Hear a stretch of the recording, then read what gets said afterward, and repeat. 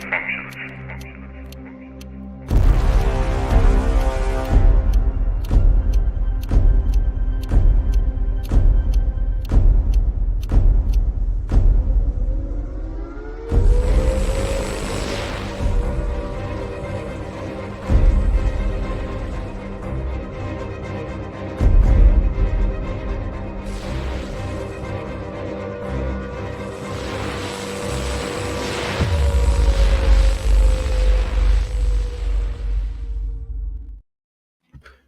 Greetings, all you wild and weirdos and weirdettes. It is I, Ron. That is Joe over there in the Hellbent Holler Cap.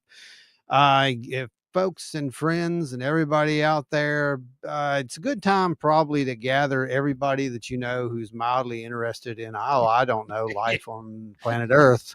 Right. And the Something else consistency is. of normal. Yeah, because something else is. It's probably a good idea for real. We're not exaggerating. And we're going to be talking about some, some Bigfoot stuff tonight, oddly enough. Right. Yeah.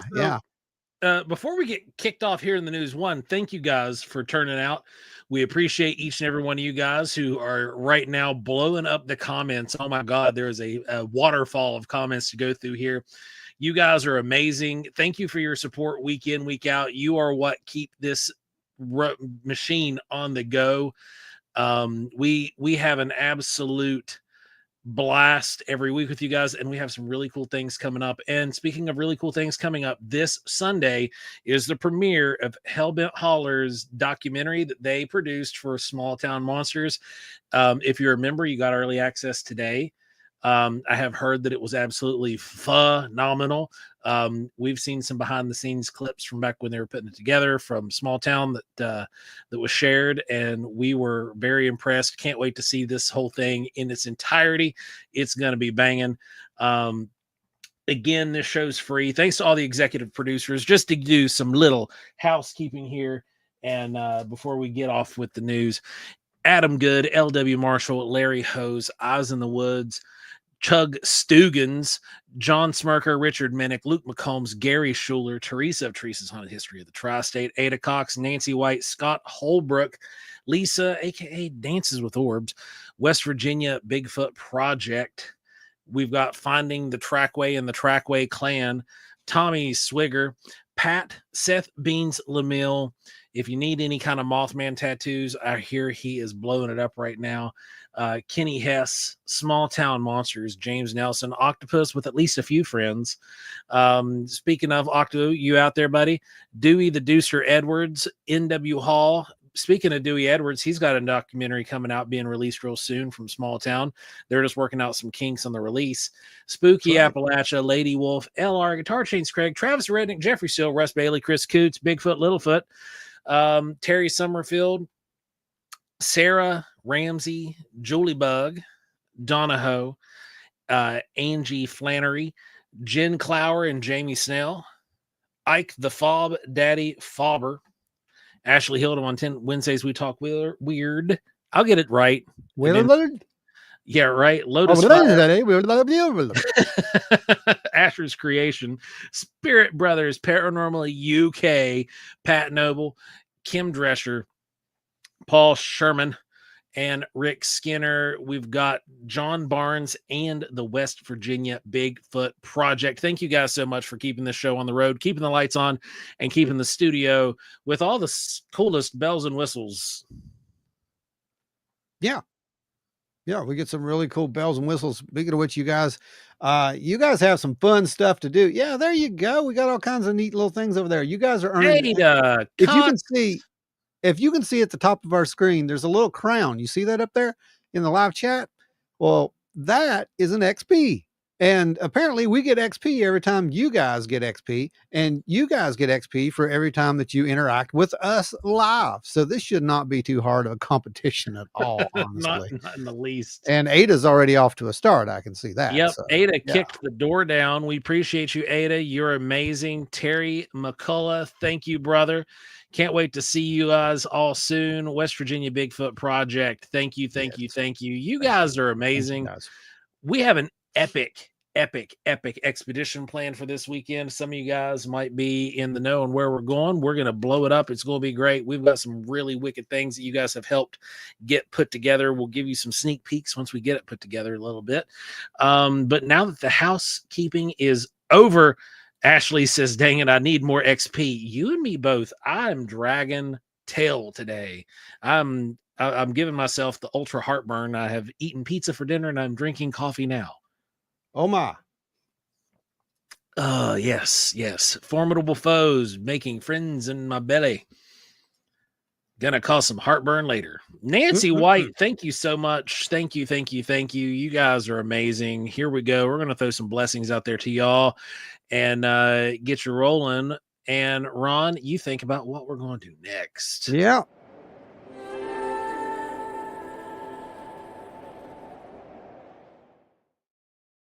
Kicking the door open with the Sky Daddy, of course. You guys are amazing. And here's for Ada and Nance.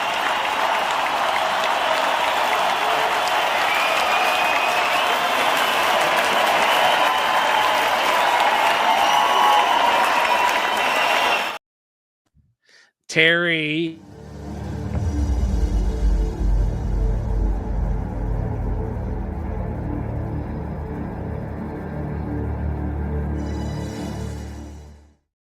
Bigfoot.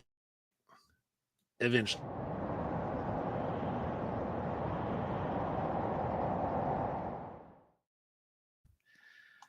You guys are amazing. Again, you're what keep this machine on the go and keep the coffee in the cups. Yep. And there's a lot going on. So boy, where to start? Let's start where we left off last week. Exactly where to start. Actually, no, let's start off with the hitting that like button, like everybody's saying. Exactly. Like, Smash it, folks. Let's start smashing that like button down really good. Hit that like button like it owes you money. Let's get some more interactions. Let's see. We've got 20 of you guys have liked it so far. Let's boost that up. Yeah, let's keep it going. 33 of you guys hanging out. Now, some of y'all are watching on your TV. We get it. Yeah.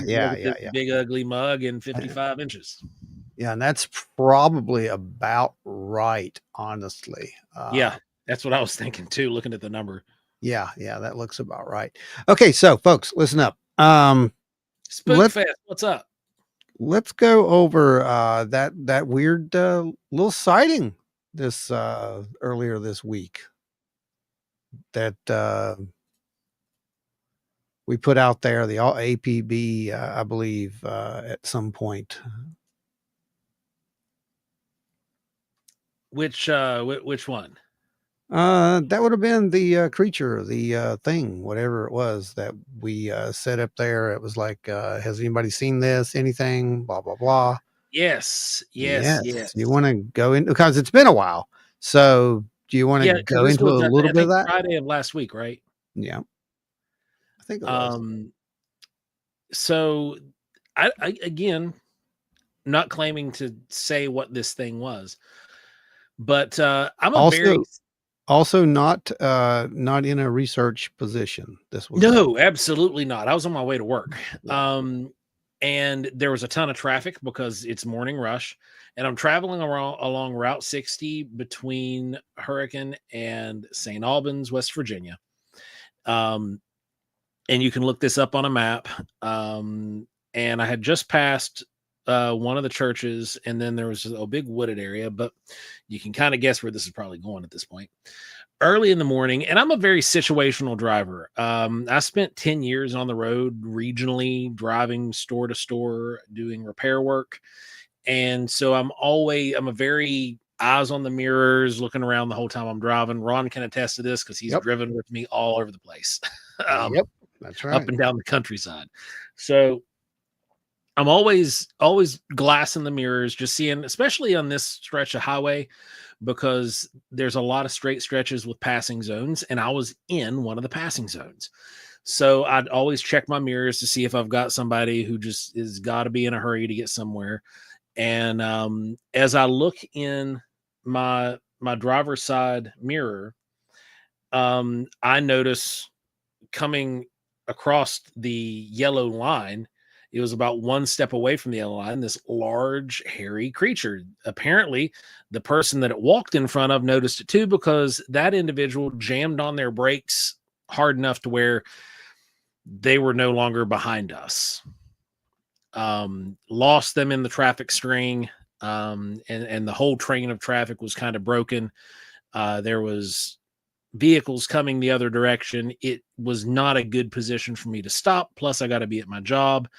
And there's some situations at my job that have transpired recently. And I'm in this kind of a new-ish role, even though it's the same role. So I can't be late. I can't miss, right? I've got to be there. I can't just call in and be like, hey, I just saw something weird and I'm going to go do the thing, because half of them don't know what I do. So, I just keep going. I again, as I practice what I preach, I used the notes function on my phone with text or speak to text, and created the note, and I drafted it, sent it off to Ron. Yep. I dropped a pin as well. This is one of the good uses of AI. I dropped a pin on the map, so that way I could stop back by on my way back home, and I didn't see anything because I did. I did stop in the general area. It was really hard to find out exactly where it was, because again, I'm moving 55 miles an hour. I knew where I was in the moment, but I don't know where this thing was, because you're looking in a mirror, so depth perception is way off. I don't know if I could have been within, probably 80 feet of where I saw this thing cross the road.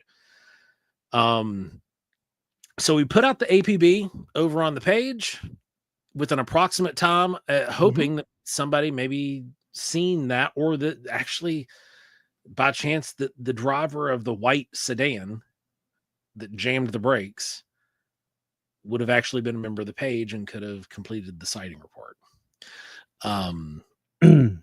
I wish I was in a situation where I could have just, cranked the brake and spun it around and went back and looked, but I was not.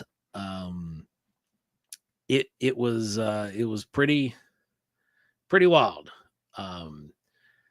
And it was in a vastly forested area. I mean, this is West Virginia, predominantly forest. It's like 83% wilderness area here.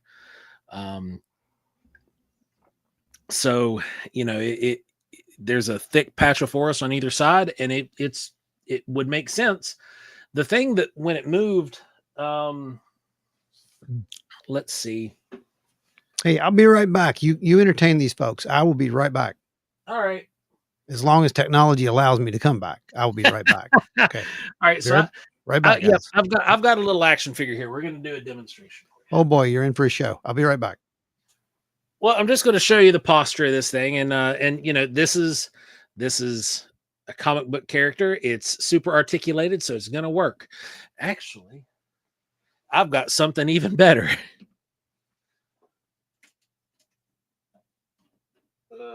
I get him out of here.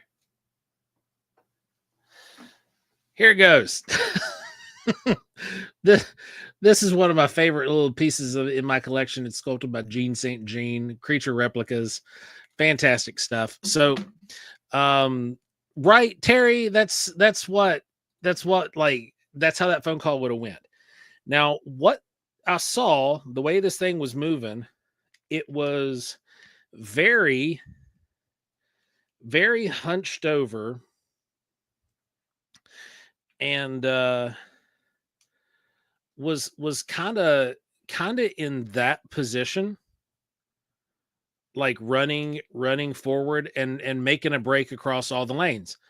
And it was definitely running. It was moving fast because it was running out in front of traffic, and the hair up top, the bulk, was shaggy. It was very, very long, which was very unusual. It's not something you typically see in a Bigfoot report.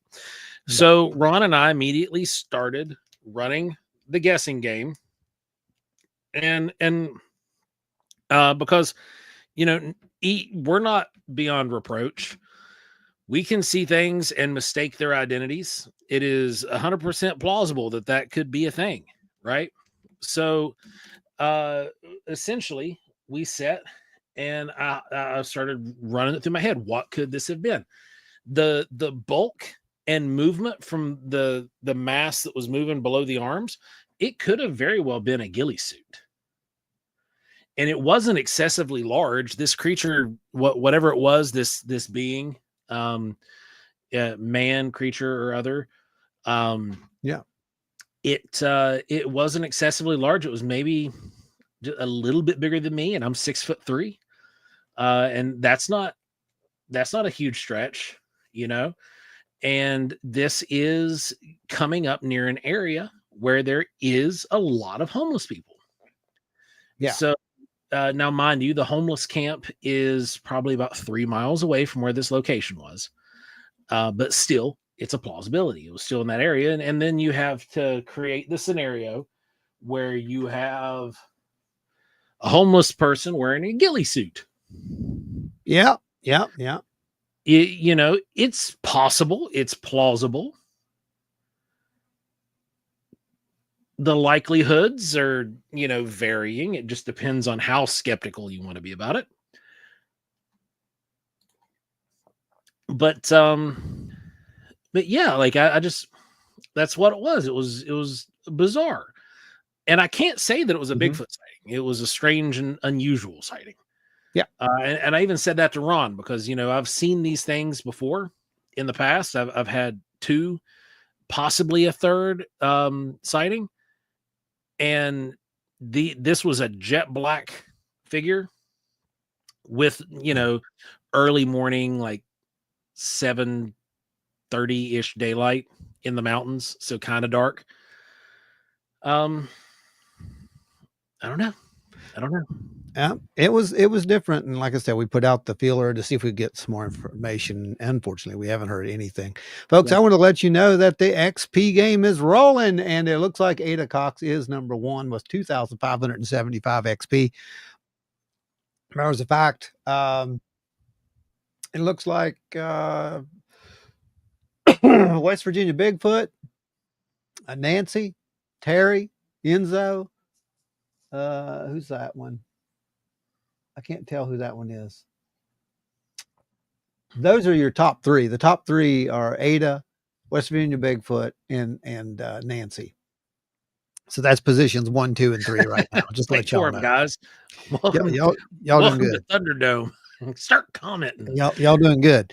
It's yeah. It works on comments. It works on any interactions with us whatsoever. So comments and, you know, of course, what you've already done with the super stickers and stuff like that, and reactions. So just react away and have fun tonight, everybody, and see if you can drive your XP up. That's kind of cool. It's just a fun little thing. It's not causing anyone any issues. It's not costing anyone anything. It's just a fun little thing that they added on to get more interaction. So it's really literally cool. An add-on. It's really kind of cool. So yeah, just a little Think fun. of it like a video game. You're just earning some XP, getting some boostage out there. I mean, you're here, you might as well, right? That's the way I see it. So, you know, and it says Ada's going for that high score. Oh yeah. It sure looks like it. It's like, this is good. I can get into this. This is Vincent Ellison says my sighting was early morning. Okay. Yeah, I mean, I don't know. Like, I wish, I would love to have been able to go back and look immediately. Yeah. Just not in a situation where I could. Tony, what's up? Okay.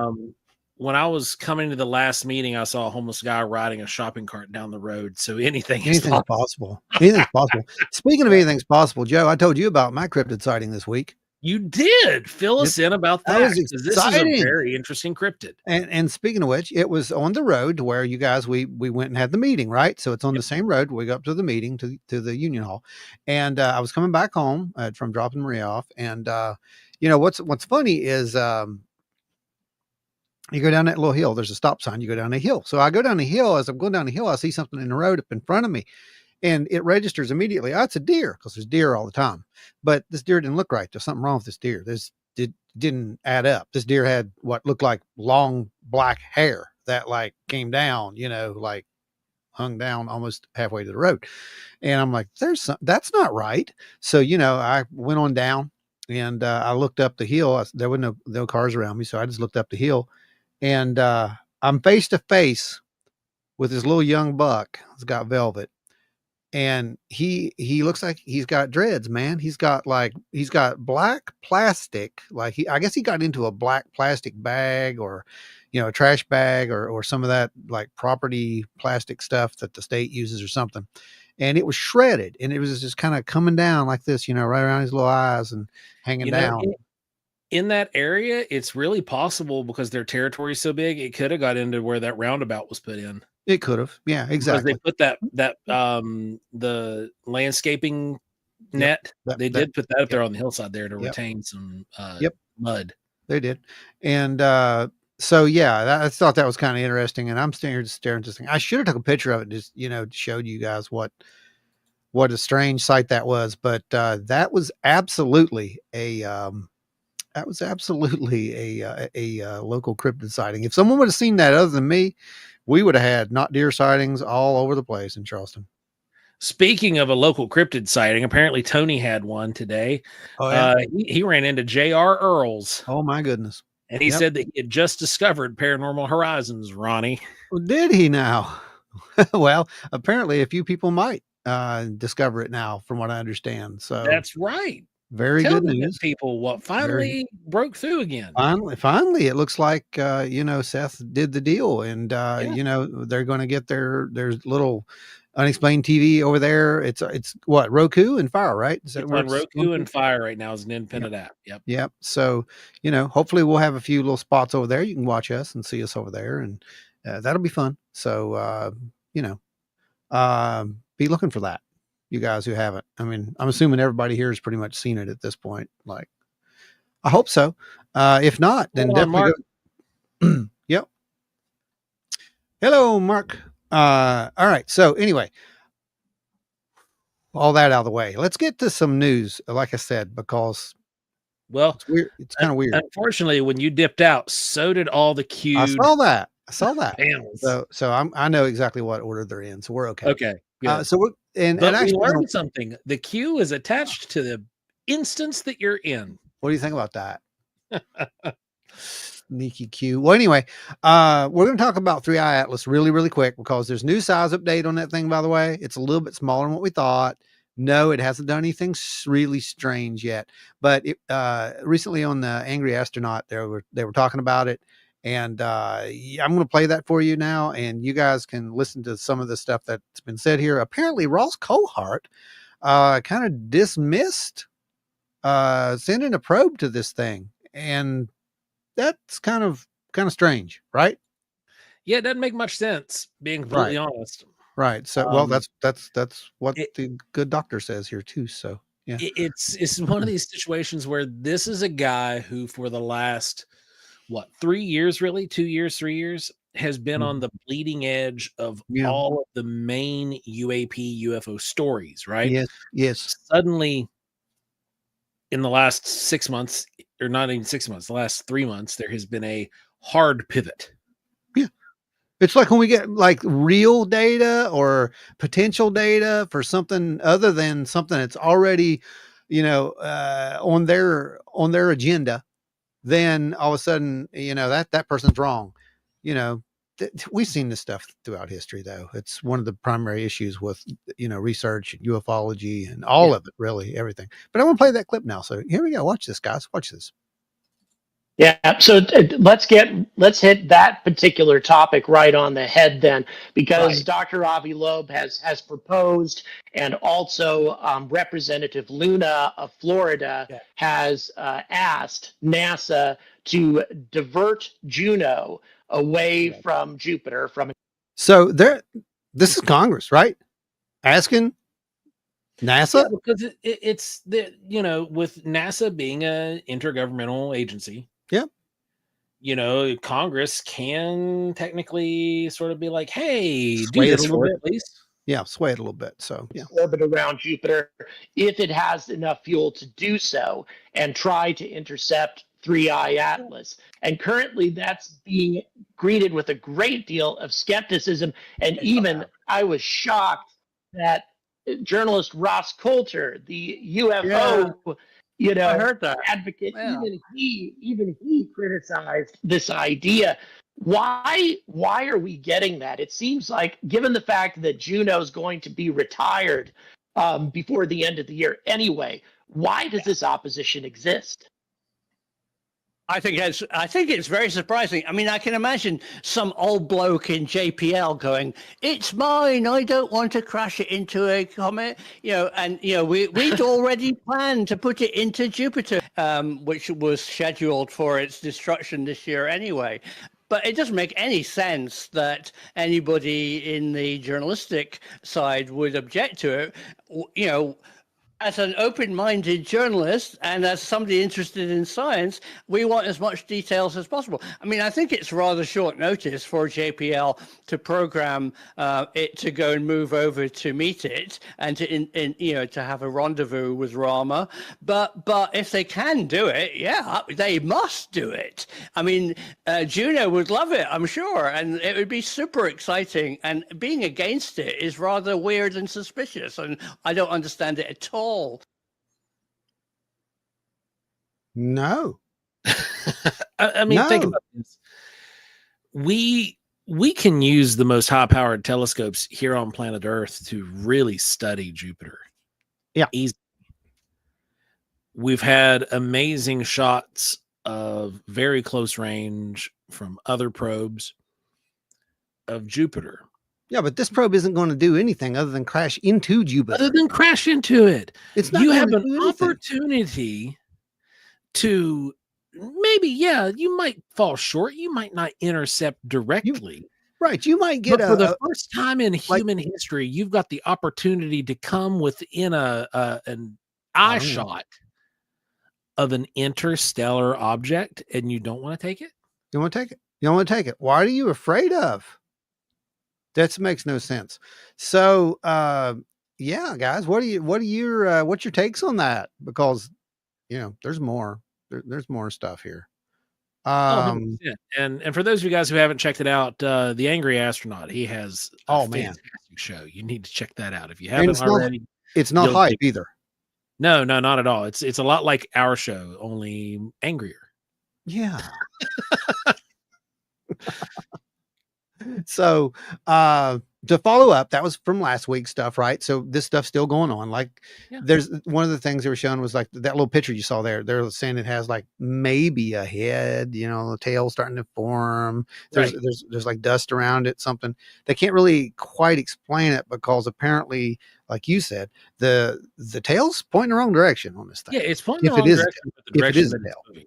If that is the tail. Right.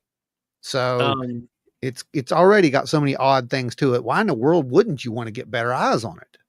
Absolutely. And not just that, but like you have a chance to, like I said, get close, even if you don't intercept. Yeah, sure. It'd be great to intercept and have this thing collide. That'd be cool because you'd get some really crazy footage and you'd be able to see a very, very up close interaction and very up close shots before Juno just went crunch. But here we are.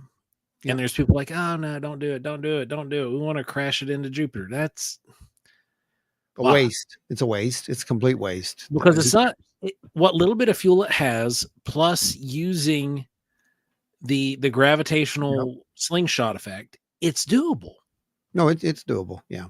And, so Tony asks, speaking of Coulthart, what do we think of the claim that the Tic Tac was made by Lockheed Martin? We don't think very much of that at all.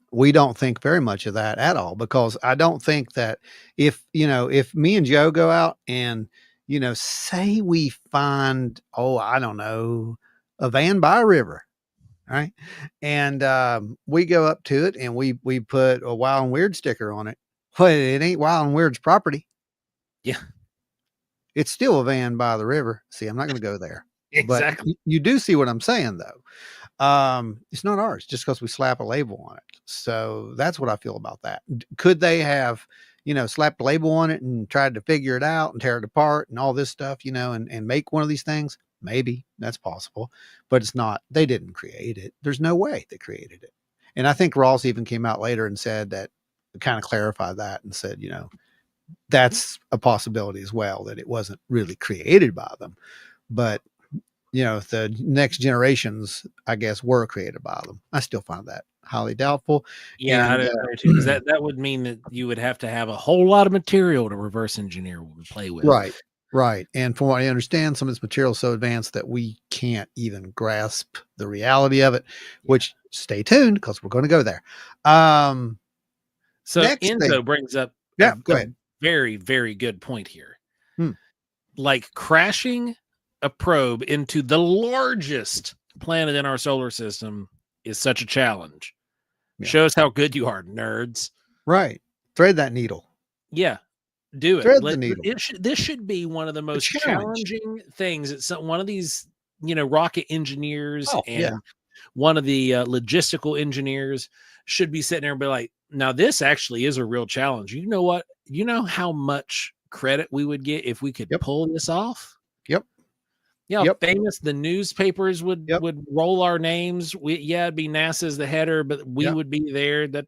So and so engineers, blah blah blah. The team that did it to calculate and use gravity and remaining fuel to intercept an interstellar object for the closest view in mankind's history. I mean, we'd do it. Oh, 100%. There's just no way. I mean, and to laugh at it, and I'm not going to play that one clip, by the way. I thought about doing the clip where a little bit off topic, but not really, where we actually had Kozlowski talking about some of Arrow's things they couldn't explain, and Neil deGrasse Tyson's on there laughing like a maniac at it. I am not playing that. I'm not going to give it any links. I'm just going to tell you that it's aggravating. It's insulting to hear someone who thinks that they're a scientist laugh about things like this that can't be, because we don't want them to be. Science doesn't laugh at problems. To be someone who entertains theoretical physics as much as he does. Yeah. He is the most materialistic scientist with a camera on him that there has been in. He's not even a comparison to Sagan. No, he's not. No, there's a lot of people who say that he's like Sagan. No, he's not. No. Sagan actually entertained the idea that these things could be. He just wanted a little more meat on the bones before he said, "Yeah, I will guarantee you, Sagan right now would be. Let's change the direction of this probe and slim it into, try to get it around this object. It's unknown." Yeah. That's what science does. Science looks at something as a challenge. It doesn't look at it as a joke. Even if it can't understand it, or it might seem a little fringe, that's a challenge. That's a challenge. In my opinion, and this can be, people can disagree with me. I don't care. It happens all the time. Yeah, I don't care anymore either. So whatever. A scientist who cannot look past their own nose isn't worthy of the paper that their degree is pinned on. Yep. I agree with that. Yep. I understand if some things might just be absolutely absurd. You can be somewhat dismissive, but I'll refer you back to folks like Albert Einstein, who at times was dismissive of people's theories, but then would come around and be like, "Oh, wow, okay, maybe." And I'll refer you to people who were some of the most absolutely brilliant and fascinating minds in modern history, and how they took the challenge of the impossible. Oppenheimer, for one, and pulled it off.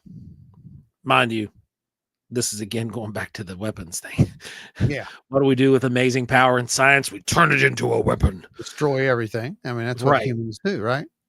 But yeah, there's so many people who claim to be brilliant minds and claim to be, you know, my ilk is we're all members of Mensa. Yeah. Yet they're so closed-minded and materialist that the utterance of possibilities beyond what's in written textbook is too much for them, because they need empirical data. Where do you think empirical data comes from? Empirical data came from sometimes generations of trial and error and screwing things up and testing the waters where it didn't make sense. No, it's true. It's true, you know, and Call me crazy.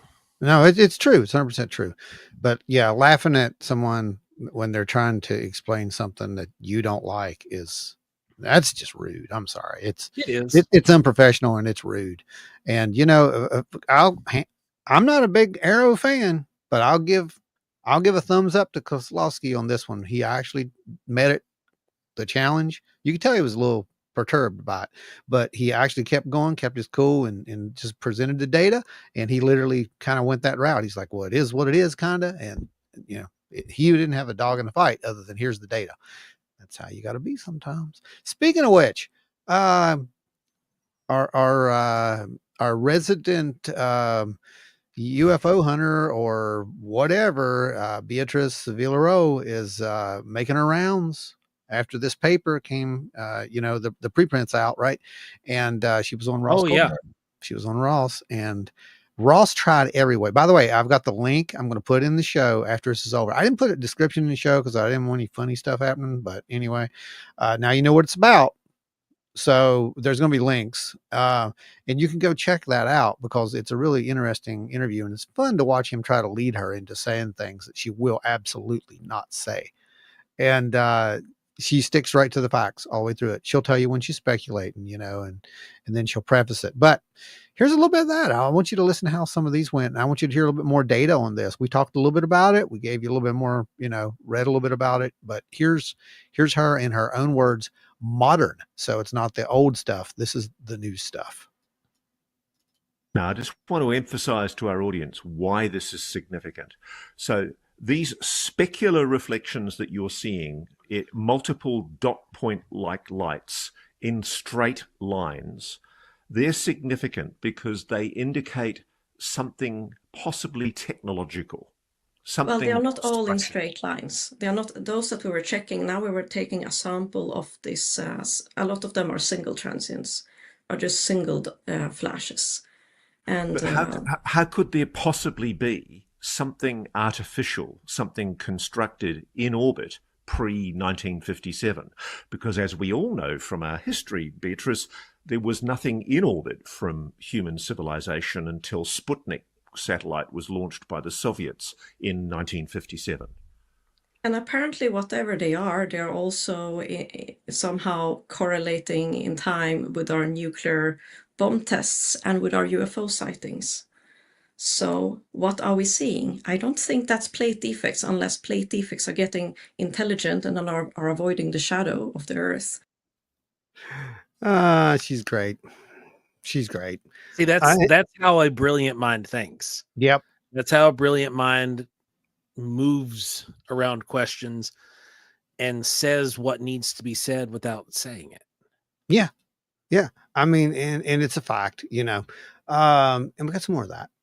So the fact that you've been able to definitively show that there's almost no transience when they're in the shadow of the Earth suggests that this is something artificial, specular reflection. Yes. Moving in geosynchronous orbit in a way that is obviously emitting a dot point like flash in lines, in aligned lines. Sometimes. Some of them are in lines. Yeah. See how he's trying to get her to say things, and she's like, you've got to sometimes when you're dealing with people who are trying to get you to say something, you have to. Yeah. I mean, you and I have both been We've on done other podcasts where we've had to do that. We've had people come to our tables. You had one of the best ones at Monster Fest. I know. Yeah, it was wonderful. Folks, there's 40 some people in here now. You new people, say hi. You might earn some XP over here, and I don't know, but say hi and definitely hit that like and that subscribe while you're here, because it's going to be an interesting show, and we're going to show some stuff here that Not a whole lot of people know. Okay. true. We're working up to something that not a whole lot of people know. In fact, they knew it, but then it got kind of squashed by drones, and now it's coming back, and we want to keep you, because that's what we do. We kind of try to keep you ahead of the curve before the wave crashes. We surf it. We surf the weird. It's what we do. Exactly. We're like weird surfers. I don't know. But anyway, let's continue this. All of this suggests something technological. Are we talking here, Beatrice, about the possibility of a non-human technology that was surveilling this planet at that peak moment in UFO history? I don't find any other way of looking at this data. I think, I mean, if I take the pieces together, that some of them fall on a line. Our best cases happen during the Washington, D.C. flap by coincidence. There's temporal correlations with the nuclear bomb tests and with UFO sightings. And on top of it, there's a huge deficit in the shadow of the Earth. For me, this looks technological. But I might be wrong. Maybe there's a new physical phenomenon that that nobody knows about yet. But to me, it looks very high-tech. See how she prefaced that? I may be wrong. Yeah, exactly. We all may be wrong, and we all may be right. It's true. Like that. Wait, that's a song, isn't it? No, I'm not going to do that. I'm not going to do that. Right. Yeah, you may be wrong. Maybe right. Yeah, that's it. But yeah, and this keeps going, and then we get into the really interesting stuff. It suggests that there are hundreds of thousands of unidentified glint-producing objects that may still be there in high orbit. We don't know if they're there or not, do we? Well, something to think about is that today, like 70, or I don't remember the exact numbers, but roughly like 70% of all the objects that you do have at geosynchronous orbits are uncorrelated targets, which means that people don't know what it is. Like, did you know that? I didn't know that. I did not know that 70% of the things up there in geosynchronous orbit, no one knew what they were. That's complete news to me. It's something floats around there, and people think it's some kind of human space trash, and it doesn't have a tag exactly to whom it belongs. There's a lot of objects at geosynchronous orbits. We don't know what they are. But of course, I don't know if these are the same objects or if it just happens to be at similar altitudes. It's also possible that our objects that we are seeing in the photographic plates are actually at higher altitude, even. At higher altitudes, guys. Yeah. At higher altitudes. So what they're really saying is that there may be this network grid constellation type immaculate thing that's around the planet, just calling it for what some have said, words that we hear, words that make no sense at the time, but UFO history is nonlinear. We've proven this time and time again. But it's been said to have been there for like a long time. It predates our satellites. How about that? It gets weird, guys. And you know, it's about to get really weird. Indeed. It's about to get really, really, really weird. So let's go back 7 months. Okay. Well, we're gonna first of all, let me ask you guys, how many of you guys watched Skinwalker Ranch this past week? It was Tuesday. Did anyone watch it? And did you notice the material that they found? And you know, they found it earlier in the season as well, but they never talked about it. Oh, this is the big deal. So I think this may be what they're going to end the season on is going to be this big deal. And it's this material. And, you know, you're going to understand this in just a second, because Oz understands one thing, that she just about voided her bowels. Oh yeah. A bat swooped her. Oh, it's Mothman. No, it's not bad. Yeah, right. That's Ingo Swan. I told Pat Price not to tell everything he saw. Okay. Tony Breeden, 70% of the objects in geosynchronous orbit are unidentified. Yeah. Don't orbits degrade? Yes, that's what makes them fascinating. That this stuff's stuck in geosynchronous orbit. How are there so many? Am I misunderstanding this? No, you're not, because I'll give a rundown right quick. In lieu of Dave, you get me, because we did cover some of this stuff in, Air Force stuff. So things that fly. He knows about things that fly and how to put rivets in planes. Don't let him fool you. Exactly. But he knows some basic stuff. So go ahead. So with these satellites, they have to have certain thrusts and they have to have certain things to help them move. The ones that are in geosynchronous orbit, because geosynchronous orbit means that they're geosynced to a specific location. Tony mentioned that orbits degrade. Yes, they do. They actually do. And it happens way faster than what some people would have you think. Now, the reason these satellites and these other objects, we'll just call them all satellites for now, have these small thrusters and boosters is because when it realizes that it's coming out of its geosynced orbit, it goes, oh, here we are. We're back where we needed to be. And then it's back in that pattern. Those thrusters don't fire all the time because they don't have to. Their orbit is kind of, they're in the sweet spot, right? Where they're moving with the Earth, and they only fire, these thrusters and boosters only fire just to keep them, and it's minor. It's normally just little bursts to keep them right where they need to be. Now, these objects have been in geosynchronous orbit since prior to 1957 with no known thrust, no known propulsion system. Make it make sense without saying that it's aliens, please. I don't know what it is. And I think that's the problem. But let's go back to a time. Let's go back to a time when America was gripped with drone fever. Remember drone fever, everyone? Oh, yeah. Remember that? Enzo, you remember the material that they found in probably around episode 1, 2, or 3? I don't remember which one it was. The beginning of the season, and they were looking at it through the electron microscope.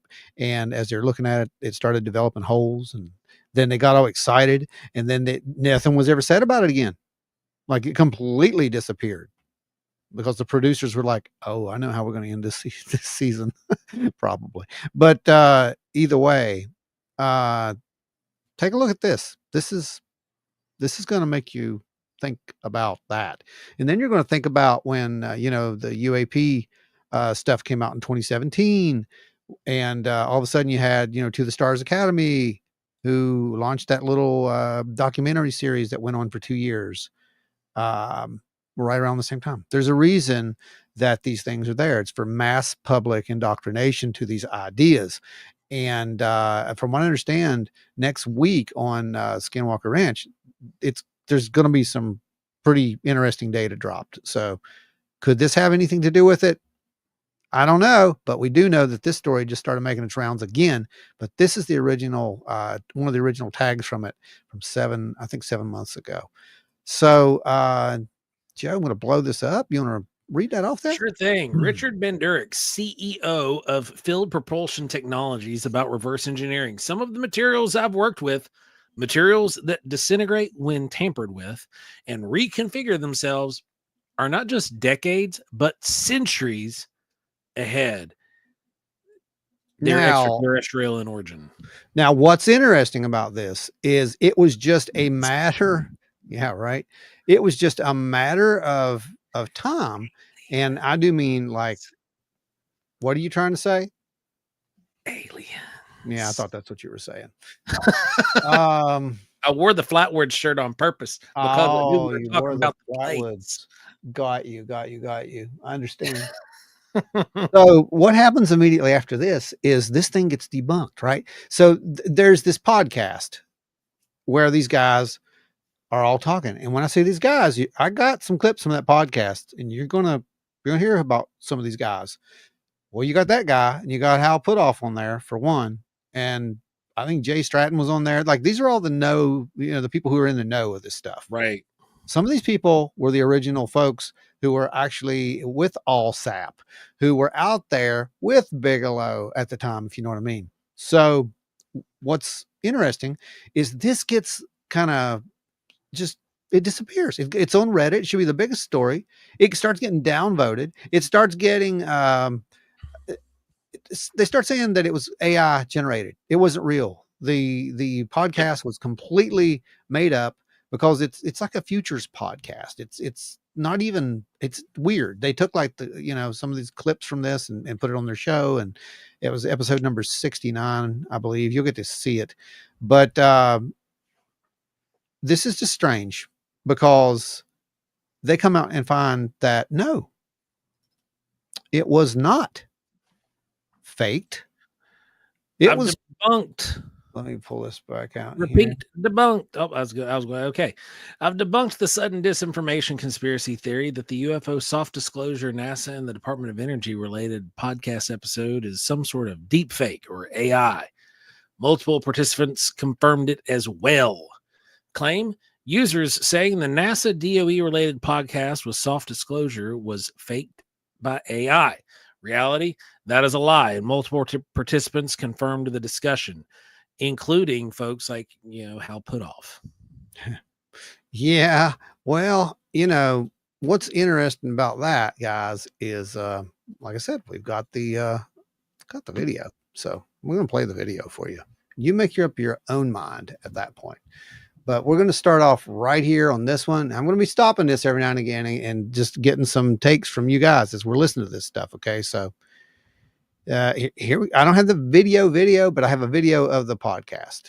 I'm going to put the link in. You guys can go watch it. It's 8 hours, 6 or 8 hours long. This was a big conference. And this all took place pretty much around the time that everybody was, chasing drones and, nuclear sniffing drones and, they were invading and all this stuff was happening. So, I can see why it just kind of got pushed away. But wow, how convenient was that, Joe? Was that convenient? Oh, yeah, it always happens. We always tell you guys, and everyone's already aware of it too, to watch the left hand when the right hand shows you something. Yeah, yeah. So the original thing, it broke December 12th, by the way, on this podcast. December 12th. Where have I heard that date before? December. December. What is that, Joe? Wasn't that something that we used to always say there was things that would happen in December and January? Yeah. During our predictive episodes. Yeah, and we thought we missed it, but we didn't. Those. Apparently we didn't miss it at all. It would just got scooted. Got buried under drones. So anyway, let's go back and rectify that mistake because this is what we missed.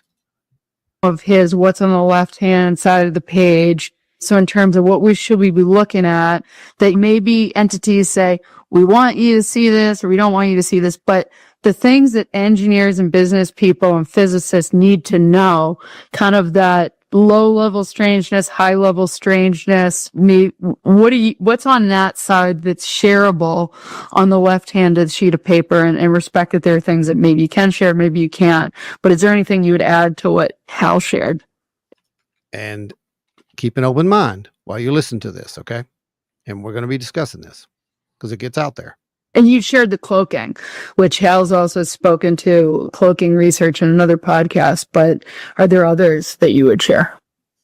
No, so I'm kind of limited, but one thing I did notice was looking at some of these materials is they were smart materials. Like one of the things is when these materials, you'd be looking at them and you try to reverse engineer them, that they would turn to dust. There's number one. Let's just count the weird here, okay? How many weirds do we have so far? One weird. Ha ha ha. Okay. One. And then they would do it within a minute or two. And then so you could take the dust and then send it off and get the isotopic analysis done on them. And they were extraterrestrial. Too weird. That's two weirds. Can we just talk about how flippantly he just went, they were extraterrestrial. Yeah. So there's two weird things, right? Okay, still going. But these materials, we're looking at something that's hundreds of years ahead of us. When you look under a microscope, an electron microscope, you're looking at something that's composed of very small particles that seem to be communicating with one another. 3. And notice what he just said. Looking at them under an electron microscope, they appear to be communicating with each other. Let's go to that Skinwalker Ranch episode and let's think about that for just a second. What did we see? And what are we going to see next week? So those are the things that I've been involved in that I'm not that we can talk about, but I think that's one of the reasons why extraterrestrial materials are not really available to most people, is because most of them are set to disintegrate if they get in the wrong hand. Kind of If they get in the wrong hands. They're set Okay. to disintegrate, like pre-programmed if they get in the wrong hands. That's How 4. do you know who's the wrong hands? Okay, let's think about this. We've already said multiple times, and we're on record saying it. We're nobodies, of course, but we're still on record saying it. There is a sentience behind this stuff. There is, and by the stuff, I mean phenomenon. It's material. Actually, to be clear, it told us itself it was sentient. It really did. When you were interrogating the big gulp cup. That's for right. example. That's right. And now the big gulp cup makes more sense. Was it a cup? I mean, Was it a cup? Oh, Was it you're a going to cup? find out. You're going to find out what I'm saying here. Just pay attention, guys, because I told you this gets weird. heard people share a variety of ways that you can tell that.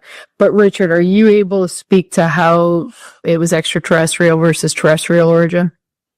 No, well, it's the isotropic analysis of the dust that's left behind tells you it's extraterrestrial, at least where it was manufactured. But so we're looking at materials that can reconfigure themselves. So they are composed of small subunits. So the type of things. We had 5 and 6 right there in that one drop. He said that you could tell that it wasn't manufactured here.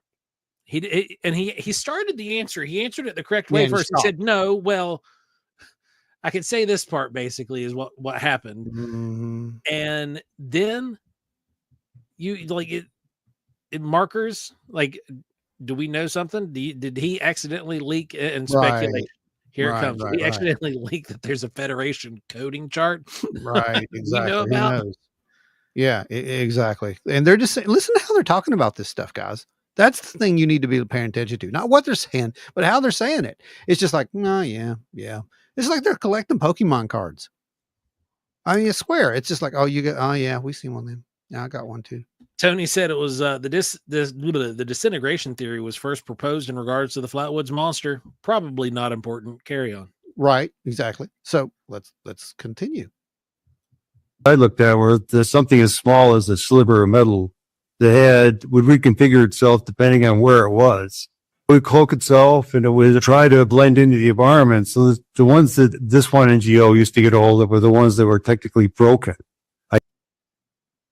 It's the Allspark. He just right. He said that this particular NGO, non-governmental organization, Yeah. i.e., Yeah. you can't FOIA them. Nope, can't FOIA them. They got to play with this stuff. They got to play with the stuff that makes real life transformers, guys. Mm-hmm. So no, for real. Listen, because we're on number 7 at this point, and believe me, you think the weirds happened? It ain't happened yet. I guess the ones that didn't really function very well. So then you could collect them every once in a while and then try to analyze them. You could do things like split them apart. They would attempt to find each other or reconfigure. Some of the experiments they did was we took one of those and we put it on a very hot surface of about 3,000 degrees. And what it would do is it cooled the surface around itself. Thermal manipulation. I think you know where I'm going with this. I mean, all of our thermal targets seem to indicate that. Just so everybody's clear. We have talked about that from day one when we have described the readings on the thermal. No, there's the more important one is the interrogation of the big gulp cup and how the ground was pulsing around you as a part of a response. I mean, I'm reading into it, but you could speculate with me. I mean, Avi Loeb did. I mean, there was a legitimate thermal response. We sent the video off. It was reviewed by AGM. They validated and said that was an actual read due to the sensitivity of their sensors that they can't. It wasn't a malfunction. What happened there happened. Nope. So continuing on. And then when we took the device off and then waited again, we would find that the mass would be reduced by a certain amount. So these are really curious types of materials. So that's how we could kind of tell they were extraterrestrial, because these things weren't like decades ahead of us. They were probably hundreds of years ahead of us. This is Q material. This is next generation stuff. They didn't even have this in Star Trek, I don't think. Well, maybe they did. Yeah, Hey, they it did. said it could change its mass. It could change its mass, but was it That's change its number mass? Was it change its mass, or was it expending something? Because remember, it had to do something. It had to give up something to be able to affect the area around it to cool itself. So Well, when they're to change mass, I'm not sure how that works. they're measuring something with probably a very, very sensitive sensor. They're measuring the weight and size, and it was changing. To change mass, it's changing both size and weight. Yeah, it's bizarre, but it gets more bizarre. Yeah, we found that they were layered alloys at the micron levels, and none of our technologists, even in the big aerospace corporations, could make these layers bond together. So just by their physical construction, we could tell it was way beyond anything that had been manufactured in our ordinary technology here on Earth. Yeah, that's what I saw too. You were looking at the outside of a craft, or materials that came from a crashed spacecraft or something? Yes. Yeah, so we were looking at very little things. They seem to deposit all over the world. We weren't estimating there's probably trillions of these things that are deposited, and they have all sorts of functions, which really kind of implies that maybe this group is actually manipulating our species. What? You heard it. And that would be like number 10 for the win. I don't even care how far up on the weird scale we go, but I'm pretty sure that we just hit the top of the weird scale and blew the top off. You just heard these guys just nonchalantly talking about this material. And I want to know, I got so many questions. We did cover that last clip. We covered that a long time ago when they talked about the alloy and how it was layered. We got in because that was my background. Like I was way beyond sheet metal fabricator. Yeah. And the purity of the level of material that was in there and the bonding, we just don't have the technology to bond the aluminum that was found, because it was like 99.9% pure aluminum. I don't know what it was. There was another alloy that was involved. I can't remember because this has been months ago when that part came out. It was last year. And we had talked about how the technology just doesn't exist to be able to bond it, because you're talking about the level of heat and accuracy and the cool down, i.e. tempering. It has nothing to do with that. We don't have that. We can't right now. This doesn't work with our technology.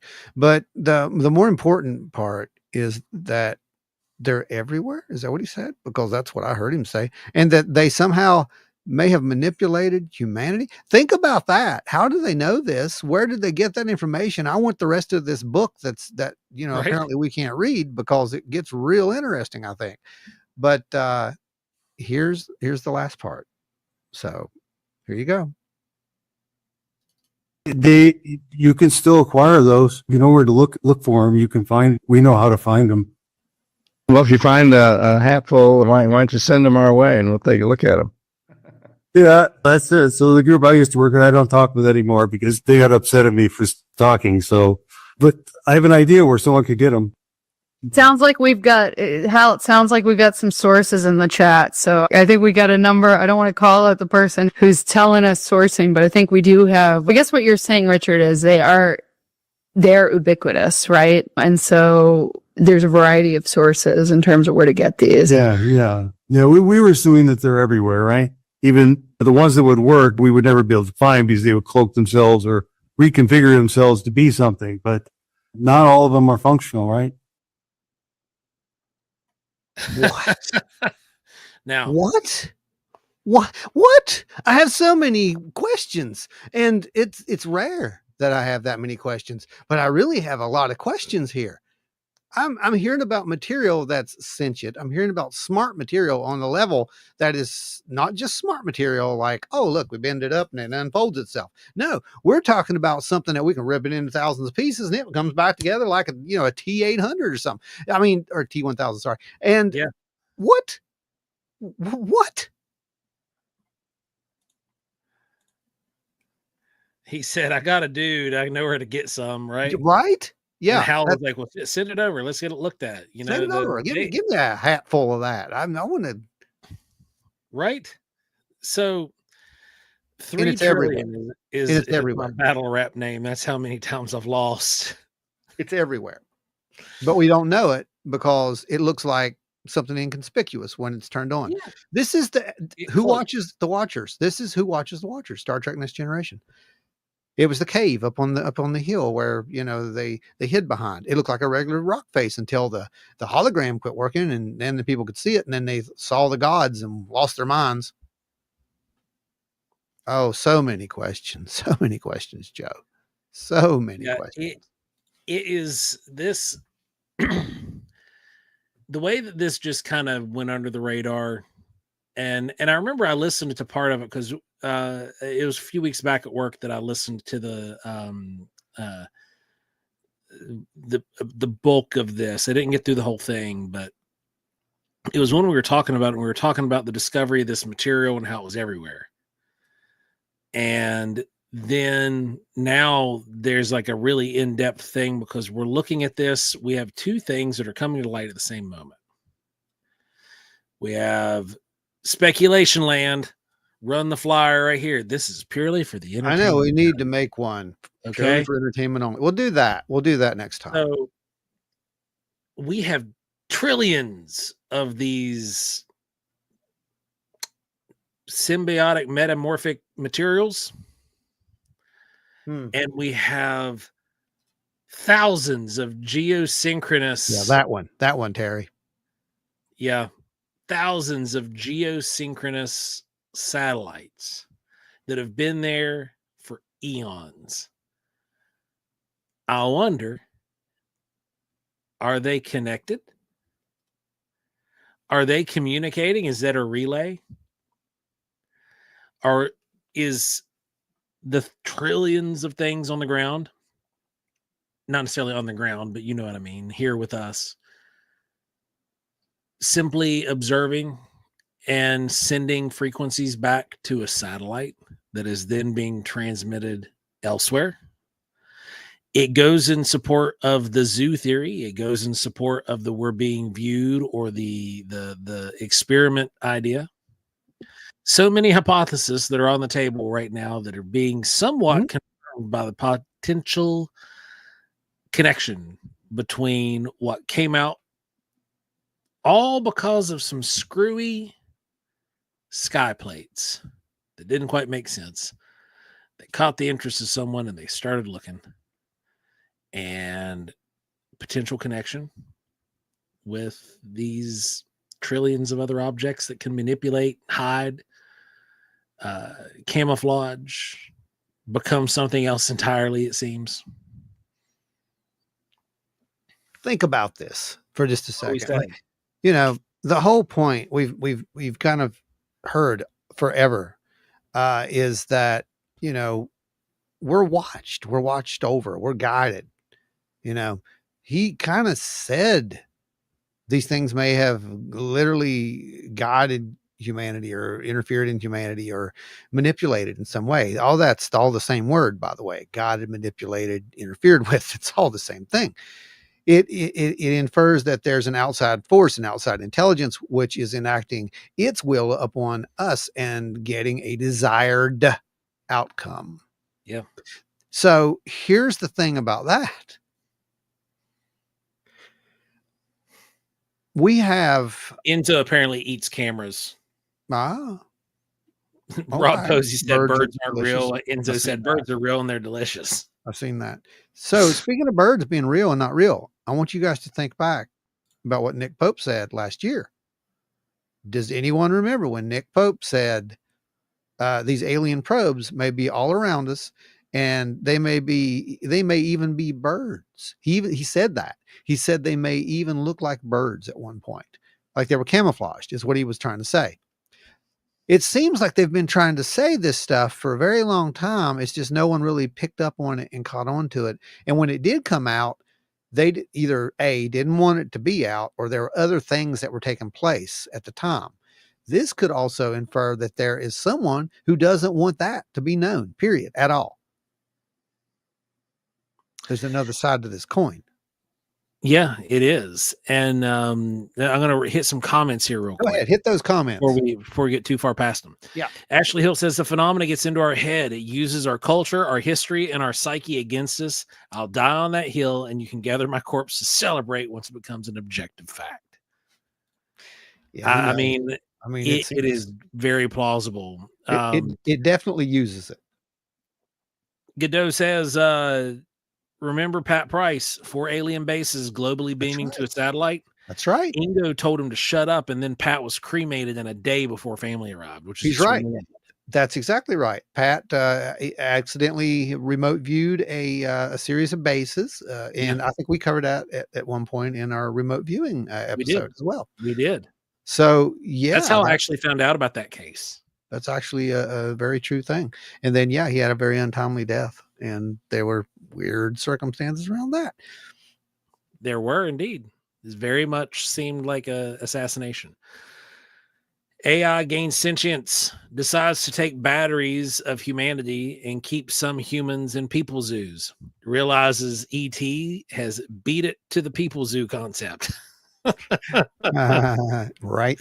Well, that's the whole thing. And we can go, I know everybody wants to be nefarious, but it may not be. It may not be nefarious at all. You may be looking at something that, well, let's just say, look back at the old legends. And we've talked about this before, how, even Joe McMoneagle, when he was talking about, the monuments on Mars, the whole thing, that those people left there and they came to another planet. He didn't say Earth, but he was clearly inferring Earth, and, millions of years ago.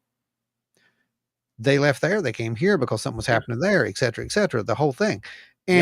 And then you've got, these ancient legends like the Hopi saying, there's been X amount of worlds, they've all been destroyed, et cetera, right? We're going the same thing. This is the same story. This is all the same interwoven thing. At least it could be. If that's the case, then who's to say that we aren't some colony of a much larger, a remnant colony, kind of like Virginia was. No, for real. Think about that. Right. What happened in the first settlements? It was darn near destroyed. They almost all died, right? Yeah. So what happened 10,500 or 12,500 years ago on Earth? There was a major cataclysm, and a lot was just vanquished. Yeah, exactly. So we had a massive extinction event is what we had. Who's to say that someone didn't send some supplies or at least set up something to kind of make sure that, I don't know, someone watched or something watched and kind of tried to keep us from losing every single thing. The little supply ship, that came over and helped. Right. Ashley Hill says, I don't think it's nefarious. I don't think it means any harm. Nope. I think just like how if we unfroze cave people, we would observe them. That's what they're doing. We're fascinating to them. We could be. And we could be fascinating because we may be part of that. Maybe that's how they, remind them. Depending on where you go in the vein of ancient astronaut theory, we were an experiment. We could have been an experiment. Could have been. Because modern human just kind of shows up. Oh yeah. If you look through the record, I mean, they might eventually find some kind of fossilized remains, but like realistically, fossilized remains are really hard to make. So they might actually find it at some point, but currently modern humanity just, here we are. We have all these other proto-humans and hominids, but Homo sapiens sapiens just kind of like, oh, hey, howdy. Now, mind you, our genetics, if you look at them, were made up of we're a hodgepodge, and it seems as though we didn't necessarily cause the extinction of some other early humans, but like we Uh-oh. bred them out of existence. Uh-oh, Ada's actually climbing here. Oh wait, no, Ada fell. 100 points, y'all. Looks like West Virginia Bigfoot is creeping up. Okay, that's how the game's going so far. Just to let y'all know, it's a battle between Ada and West Virginia Bigfoot. So yeah, I don't know. What are you guys thinking out there? I mean, this is weird stuff. Wait a minute, aren't we made of dust? Everything is. Where does that dust come from? Especially, I mean, it goes back to a lot of the creation stories. Almost all the creation stories start off with humans being made of clay, dirt, pulled from the earth, and life breathed into them. And you can look at that in a lot of different ways. You can look at it in the Judeo-Christian way. You can look at it in the indigenous cultures way from tribes around the world, not just America. You can also look at it in the sense of the possibility that something just went, and here we go. No, that seems true. They just use this as a cautionary tale to make their children behave. Right. It's a good point, Ashley. It's a great point. So could this be, and again, we're speculating, could this be? Yeah, believes we're the Martians. Yeah, I think it could be deeper than that. I mean, that Rick, could be another part of the colony, right? Yep. Good to see you in the chat, Rick. Yep. Thanks for joining us. So, I mean, I told you it was going to get weird. I mean, I didn't lie. What if the entire universe is metamaterial? What if these things are, like some form of communication grid? What if these are some kind of interface? What if these are the things that allow that shared consciousness to work? What if these are a psychic mechanical bridge? Who knows? It's amazing. So Jen says, so Joe's saying some alien species was like, hold my beer. And then here they come. Yeah. Ada says we're all star babies. West Virginia Bigfoot says they're trying to save us from ourselves. That is the common theme among the majority of abductees. It is. It really is. Why do you think that's true? These people are all seeing the same things. They're seeing, destruction. They're seeing these warnings. There is a reason for that. There's a massive reason for that.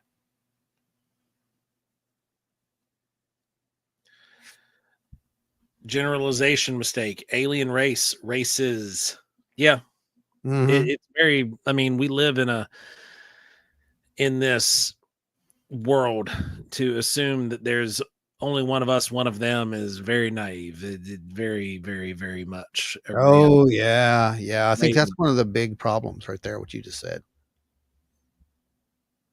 This isn't just the Greys. It's not just the Zadans and the Reticulans and the Dogans and the Pleiadians. Yeah, thank you. And the Venusians. It's not all that. I mean, there's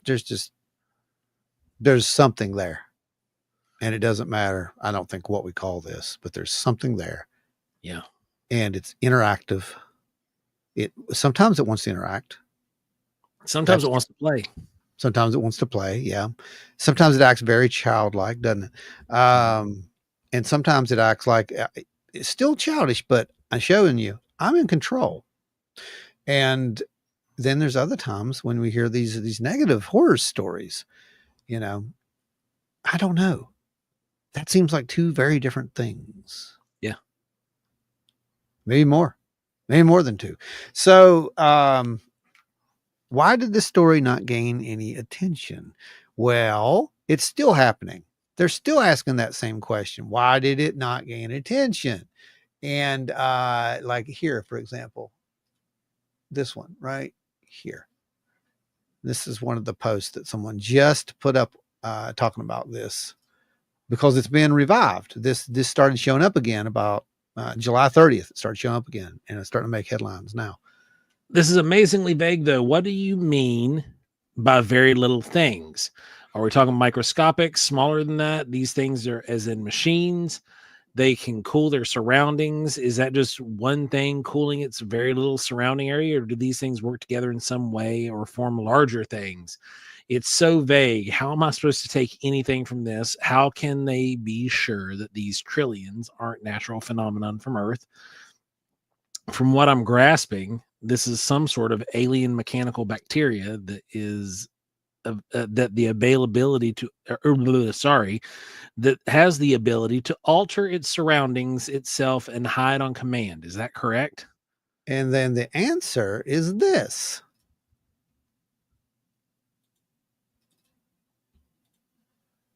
Where'd it go? Where'd it go? Mhm. What? What's that? There it is. That's pretty much why this is all ignored and scoffed at by the scientific community. If you're making bold claims about stuff, then present the evidence. These guys speak in riddles because they don't have any actual data. Incorrect, person who doesn't know what you are talking about. Let me tell you a little bit about that. There are things called NDAs. Yeah. You can only say so much. Or you Notice go to how- jail. That's right. Or you go to jail. Straight to jail. And you will not pass go. You will not collect $200, Yeah. no matter how good that book may be that you think you're going to write later. So look, here's the thing. By saying stupid stuff like that, you answer your own question, because literally, and I'm not calling someone stupid. I'm just saying this is the egotistical stupidity that we see in all these folks who are running around acting like they I know the answer. This can't be real. There's no such thing because it makes no sense. No, it doesn't make sense. They didn't tell us. No, they didn't tell you, because Yeah. number one, they can't tell you. They can't tell you everything. They have to be very careful about what they say. There are jobs on the line. Do you know how much money those people make? Do you think they're going to it's give it unreal. away? They're not going to give that away. Never. You don't have to threaten them. All you got to do is say, no more money. And they're Yep. going to be like, I'm quiet. I'm good. Well, Okay. you signed on this dotted line. Yeah. Yeah. Can I say this? Yeah, you can say that, but don't say that. Okay. And Yeah. we actually hear them doing that in that interview, as you heard him kind of catch himself and stop. Yep.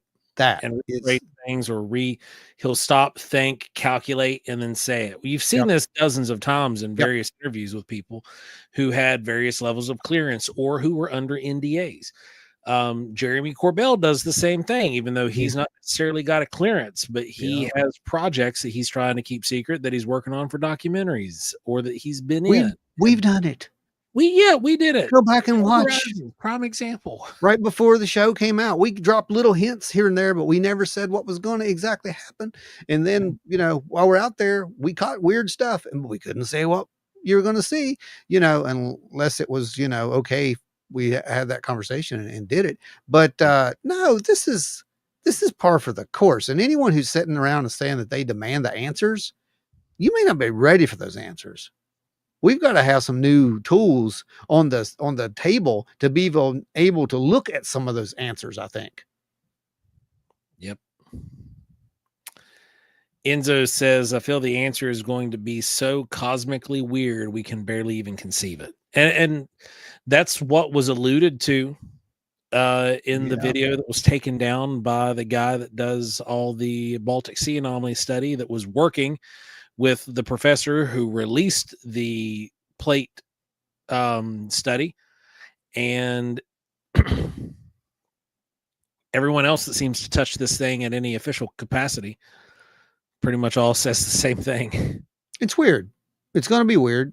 And I think that that's just how it is, guys. We told you that the world was going to get really strange for you. We nailed that, and we're here. We're living in the weird right now. Okay. This is Weird Mageddon's what this is. It's right. That's Gravity right. Falls fans don't know what that means. That's what it is. I'm just waiting for Bill Cipher to build a giant pyramid in the middle of Washington, D.C. But at this point, it wouldn't surprise me. No. So let's think about what this could mean. Okay. Just play with me again here. All right. With this, because it answers so many, or at least it gives us potential answers for these high strangeness events.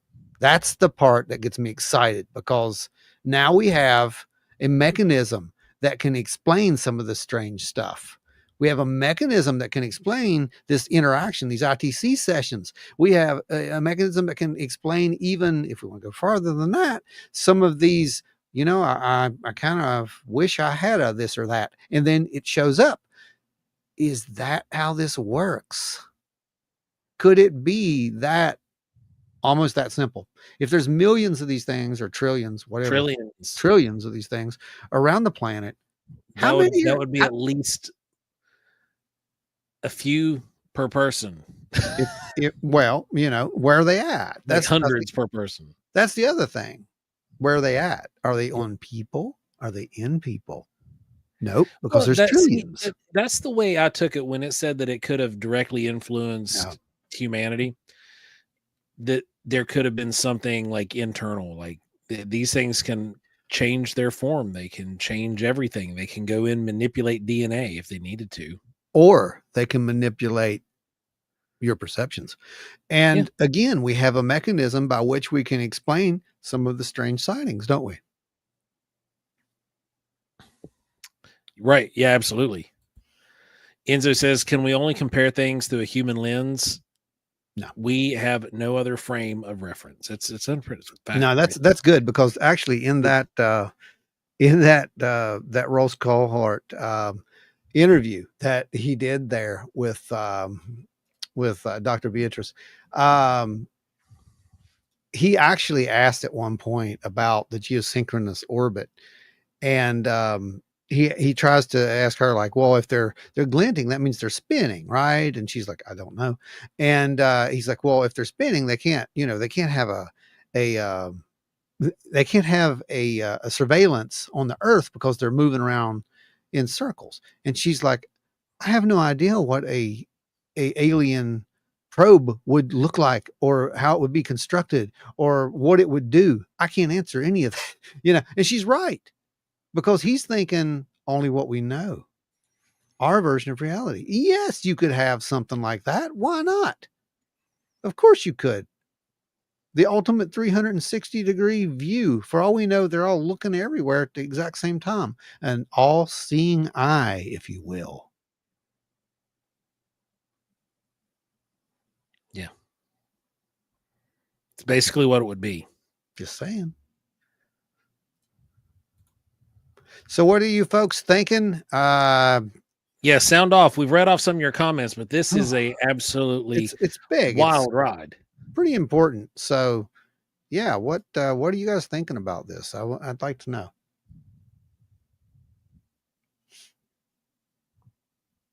So we've got potential objects, geosynchronous satellites with no form of discernible propulsion that haven't moved from their position in ages. Well, we don't know. And that's another thing, like she was bringing up, because, look, it's been, forever. And now we have so much crap up there in the sky. Yeah. We can't tell what's what. And, there's no way to differentiate them at this point. So, there's that. But, is it going on a long time? We just stumbled upon it. Yeah. And is it linked? I don't know. No one knows that. No one knows that. And if anyone says that they know that, then they've got data they haven't shared with anyone else, as far as I'm concerned. Should they? I don't know. Are you guys really ready for those answers? If it turns out to be that, that is what the case is, or are you just going to have more questions like me? Because believe me, I have got questions on this. Rob Posey said the real God particle. Right. This doesn't disprove anything, by the way. So let's just go right there right now. This actually, scarily enough, makes a lot of things make a lot of sense. Enzo says Colt Hart hasn't seen an Insta 360 camera, I guess. Right.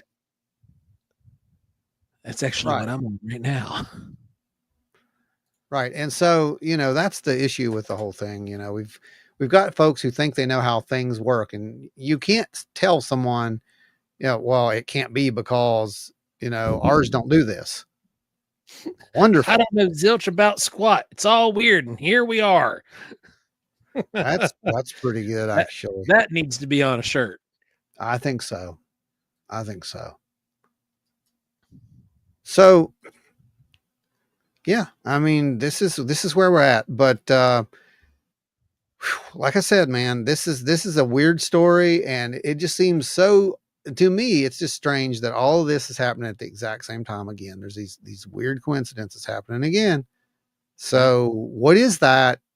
Is it all just coincidence? Man, I'm telling you, the odds are just getting ridiculous if this is all coincidence. And just so you guys are aware, we are always going to be covering this stuff as quick as we can, as accurately as we can, and providing you with the best information we can. Yeah, we're probably not going to jump on here every day and do it. That's a lot of work. That's not going to happen, but we will make sure that every Thursday you get your updates and kind of keep up with what's going on and whatnot. But as for what it is, like I said, we're here to look at the data, and then we can speculate and maybe figure out what's going on. Maybe look at the patterns and kind of follow this down the rabbit hole, and maybe we can figure it out. But I honestly can tell you that this is just more evidence to me that we won't figure it out. It's so strange. That's so bizarre that I don't think that we can process what this may be. No, and I think, it's very interesting, the possibilities that we have here to review these materials and have these materials and study them. I would think that, again, our first use of these would probably be to make some form of weapon. Well, that's what they're afraid of. You remember the conversation. And but our adversaries disintegrate. It's exactly why they disintegrate. Why do you think they disintegrate? I mean, that's the only thing I can think. I mean, they. So wait, Joe, are you inferring that these things may be able to pick up something that we call, I don't know, intent, psionic ability? They're reaching and touching. The whole deep calls to deep scenario. I'm just saying we got to look at these. These have to be looked at, not laughed at. Oh, okay? Yeah. If this makes you uncomfortable, this is probably not the discussion that you want to hear right now. Maybe in another couple of years, it'll make sense. And you'll notice when we have these conversations too, we also circle back around and we reaffirm everybody that this doesn't have any impact on your faith. No, and don't let anyone tell you it does. That's the thing that really irks me the most, I think, is when we get these people who think that they know what this stuff is. Guys, no one knows what this is. This is so beyond us. We have no clue what this is. If we want to call it this or that, that's fine. Yeah. There's no reason. There's no evidence that says it's not, but there's no evidence that says it is. Right. And for those folks who are running around screaming demon, demon, demon, demon, because that's all you do. You screaming demons. That's all the time. Every time I see it, it's an insult. First of all, it's an insult to the folks who are having these experiences. It's an insult to those folks who are religious. Some of these folks are having these experiences who are religious. Hey, guess what? So was I. And I had experiences you would never believe. So are you saying that, you can't be religious. That wasn't God. You were misled. That was the devil. Do you know how ridiculous you sound? Do you know how absolutely condescending and egotistical that is to claim that you and only you are the only one who can make that call? That is ludicrous. Look in the mirror. Judge not lest you be judged. And that's all I'm going to say about that, Pastor. Well, there's only, being realistic with you here, you'll hear a lot of clergy that you won't hear very many clergy. That's the thing. You won't hear very many clergy members speaking to this because there's really nothing to base it on. There's nothing to base the claim that it's demonic. And if you do say that it's demonic, then you're also having to take a look at the opposite end of the coin, the other side, so to speak, and looking at it from that perspective. So you're not going to hear that very frequently, but from somebody who was a member of clergy, a lot of the guys that I had conversations with, they were really open to the possibilities here. They were really open to, you know, the unseen realm, because we already believe in variation of it, right? So there is an openness. You're just not going to hear him talk about it. Mm-hmm. Yeah, because it does give you the it gives people the weird. They're like, oh, I don't want to talk about this. This is not, and you're right, it's not the topic for Sunday school. it's a topic that does need to be addressed, but it's not something that needs to be preached from the pulpit. There's no relevance really that I can find for a reason to talk about it from the pulpit. Well, I don't think you can lump everything into one category, is what I'm right. getting at with this. They lump everything into the one category and they ignore the other category. We've talked about this multiple times. If you're going to go with that belief structure, you're going to say it's demons, and you got to say there's a potential that is just the opposite of that. Burford, thanks for joining the show. It says, I've had some experience and I wouldn't rule out demons, truth be heard. Wish I'd caught this show from the beginning. Well, there's always a chance to hit that rewind and go back. But while you're here, I do want to talk about this because, you know, we're already kind of in this vein at this point right now, and we're just touching this. There's a lot of craziness going on prior, like in before we got to right here, but we're just going to touch it for a minute. My entire adult life up until the last 5 years, I was a minister. And I didn't leave the faith, nothing of that nature. It just, me and the American church didn't jive anymore. I'm going to interrupt you just for a second. Stay where you're at. Pause. Everybody put your 2 cents in. It's blowing up right now. Get your 2 cents in. It doesn't matter. Say what you feel. This is a good free space. Don't care. You don't have to agree with us. You don't have to agree with anyone. Let's put it on the table and let's have this open discourse and good conversation, because that's what's needed for this whole thing. So anyway, Joe, take it away. So, you know, there's multiple facets of every experience. We have worked with a couple people who have had some of the most horrendous, absolutely horrendous experiences that involve the abduction phenomena. I still, even knowing what I know, and I specialize, my school of my specific bent in ministry and in teaching was going back and researching the anthropological, sociological periods of time and the languages and everything that went around then. So that way we had a better grasp and a better understanding of what today was, right? And how some of those scriptures and scrolls applied to us now. Based off all that information, all the ancient wisdom, I still can't connect these things to demonic. Now, I 100% can say that they were malevolent in some of the cases that we've worked on. Malevolence doesn't always equal demonic, just like benign or benevolent doesn't always equal divinity or righteousness. There have been many a good person, right? And I'm sure you would agree that we're not righteous people. There's a big difference. So if we look at this phenomena and we start to acknowledge any kind of a demonic aspect, we are by proxy acknowledging the fact that there is another side of the coin that would be angelic by proxy. And Tony Breeden says, my main problem with the demonic hypothesis is that it gives unfallen angels precious little active role in anything. It's the truth. That's exactly what we're saying. It's so easy just to say, oh, it's demons. It's all and demons. walk away. Everything.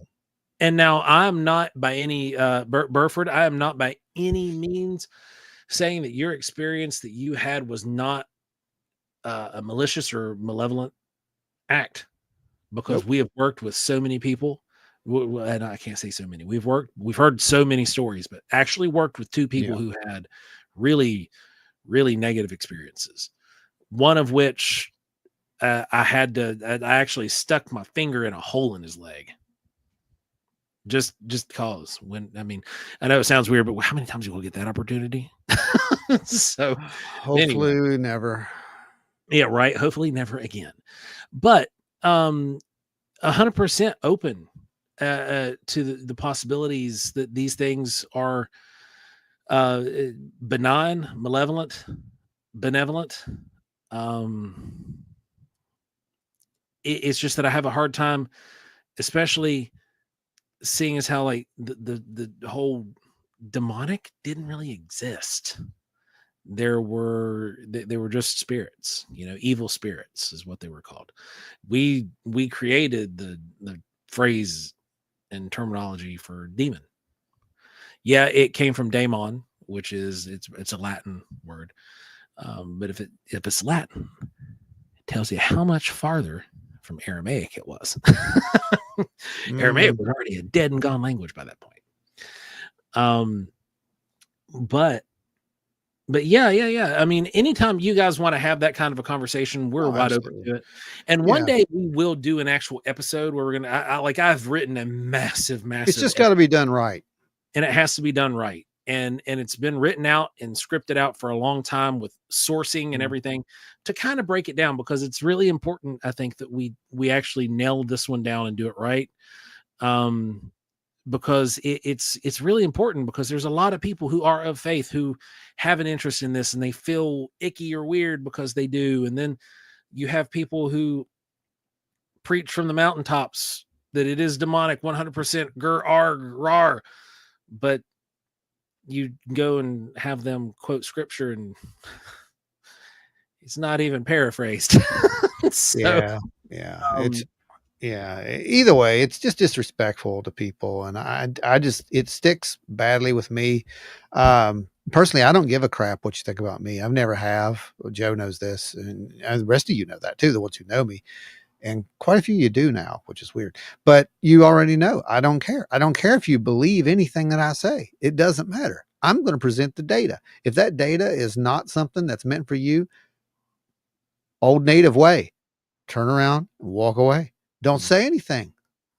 Say thank you for sharing if you like, and then turn around and walk away. You don't have to respond, and no one's going to get offended at that. That's fine. I've actually done that before.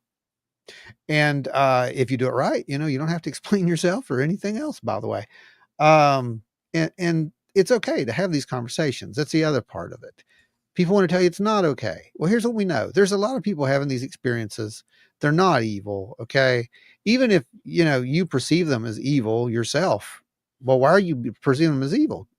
That's a label that you are putting upon them based upon something. There's some kind of a belief that's put there. Again, because they showed up in my bedroom and they started, they paralyzed me and they whisked me away. They brought you back. Oh, I know. Here I go. You're an alien sympathizer. I'll be called that again. I don't care. I'd rather be called an alien sympathizer sometime, to be honest with you, because I can see both sides of this coin. If they're actually doing some of the things that we do to endanger species, for example, that's exactly how we do it. We sneak in there. We tranquilize them. We get our thing done. We hook them up to the machines, and then they wake up with a headache and groggy and continue their life and probably go tell their friends a story that they don't believe, or they tell them that, the goon blogger is going to come get you now, because that's the goon blogger. Everyone knows that the goon blogger is the polar bear demon. Right. Enzo brought up, and this you threw this one up there a little bit ago, Ron, but I wanted to bring it back out again. Demons wouldn't make a substance that disappears when examined. No, they just let us have it to make mischief with it. Yeah, pretty much. Yeah, that's right. Like, and here's another thing I'll throw out there too. Like, we don't need demonic influence or help 99% of the time. We're good enough at being bad all on our own. Yeah. Okay. You give us a toy like that, we're going to be bad with it. And we're going to figure out how to use it as a weapon. Just be realistic. Yeah. And, it goes back to the old saying, and you've heard Ron and I say this, anybody who's been to the shows, because this is the shows, we have this kind of a conversation at the table at least once or twice. Oh yeah. Once or twice per show. And And yeah, Terry, it said, I've been told by a family member looking into the paranormal is inviting demons. I just replied, they contacted me first. so the paranormal was, are you saying that the paranormal thinks you're a demon, Terry? But, Oh, gosh. but no, Mm. what would God need a spaceship for? That's And Captain Kirk. Captain Kirk said that. James T. exactly, Kirk. it is. And we've quoted that exact term. Why would a god need a spaceship? Why would a demon or an angel need a spaceship when they had extra dimensional abilities to just be where they need to be when they need to be there? You don't need a ship for that. You're supernatural, beyond the grips and grasp of nature by definition. So, yeah. But that was a fantastic comment, Burford. I appreciate the input there, and because it took us into a great little segment here that was very important, Blogger, because it needs to be addressed. You mispronounced Doom Blogger. Doom blogger. That's the word. You're right. I did. Vincent Ellison, let's hear your pastoral skills, Joe. One day. I think there's old sermons where I was teaching there. Like there's probably a bunch of them on YouTube that you can go back and find. Just had to find the churches that streamed them, because I would go do special conferences pretty frequently. Anyway, you have to examine everything rationally yourself and not believe anyone. Even what I say, test it, like biting into gold to test the Buddha. Seems like rational thought process to me. Yeah, and it's part of our motto. It's part of our MO with Kirk is always right. With the collective is question everything. Yep. And I'm going to also say this, and then we're going to be done with the religion segment of tonight's show. Yes, please. I challenge everybody in here who is a person of faith to put your religion to test. Challenge your own faith. Strip it down. Break it down to the very foundation. Rebuild it block by block and see if the house still stands. Because if your God is too small to be questioned, too small to be challenged, then he is not the creator of the universe. There we go. There's my pastoral skills for the night, buddy. I'll give you that one. Hopefully you enjoyed that one there, Vincent. Yeah. If you're strong inside, most bad forces can't do anything. Yeah. Yeah. Burford Bradshaw, absolutely question it all. If you guys ever see the insignia for the High Strangers Collective, that is what wraps around the bottom of the seal, is Omnia Integria, I think is what it is. The no, Latin, you got it backwards. You got it in backwards. Integra Omnia. Yeah.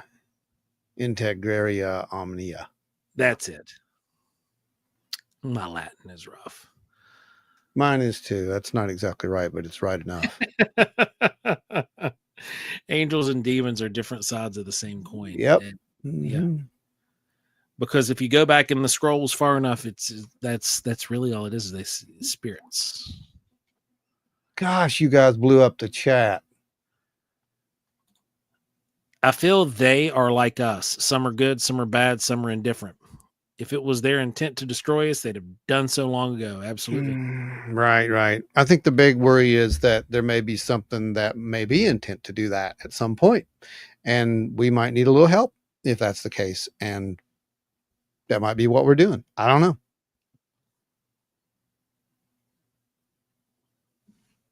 Going to get the matches and gasoline. She's going to burn her porch down now. The bats. No. The bats driven her batty. Oh no. Oh man. Wow. So what's your take on the show? I'm going to take that. We're going to do a really quick, you know what? I think we're going to do a Xener card test, but I want to show you something.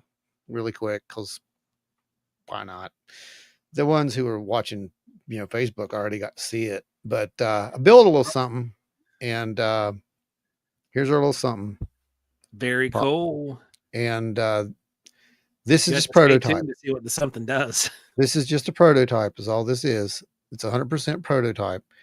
That's why it's on a little breadboard.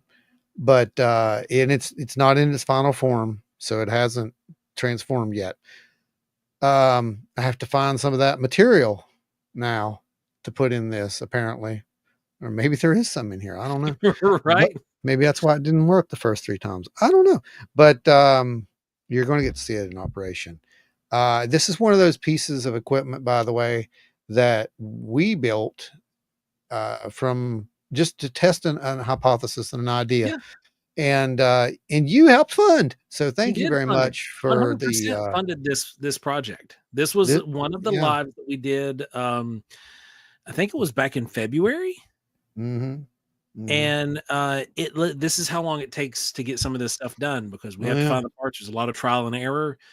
And you guys fully funded this project in February. We got all the parts, and now we have a working prototype. Well, we finally got time to build it.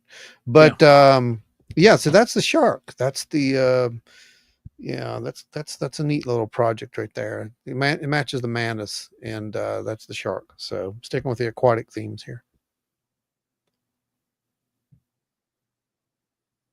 Very cool. I can't wait to see this thing in action, man. Mm-hmm, mm-hmm, mm-hmm. You left that material on the glowing ground. You need to go dig some of it up.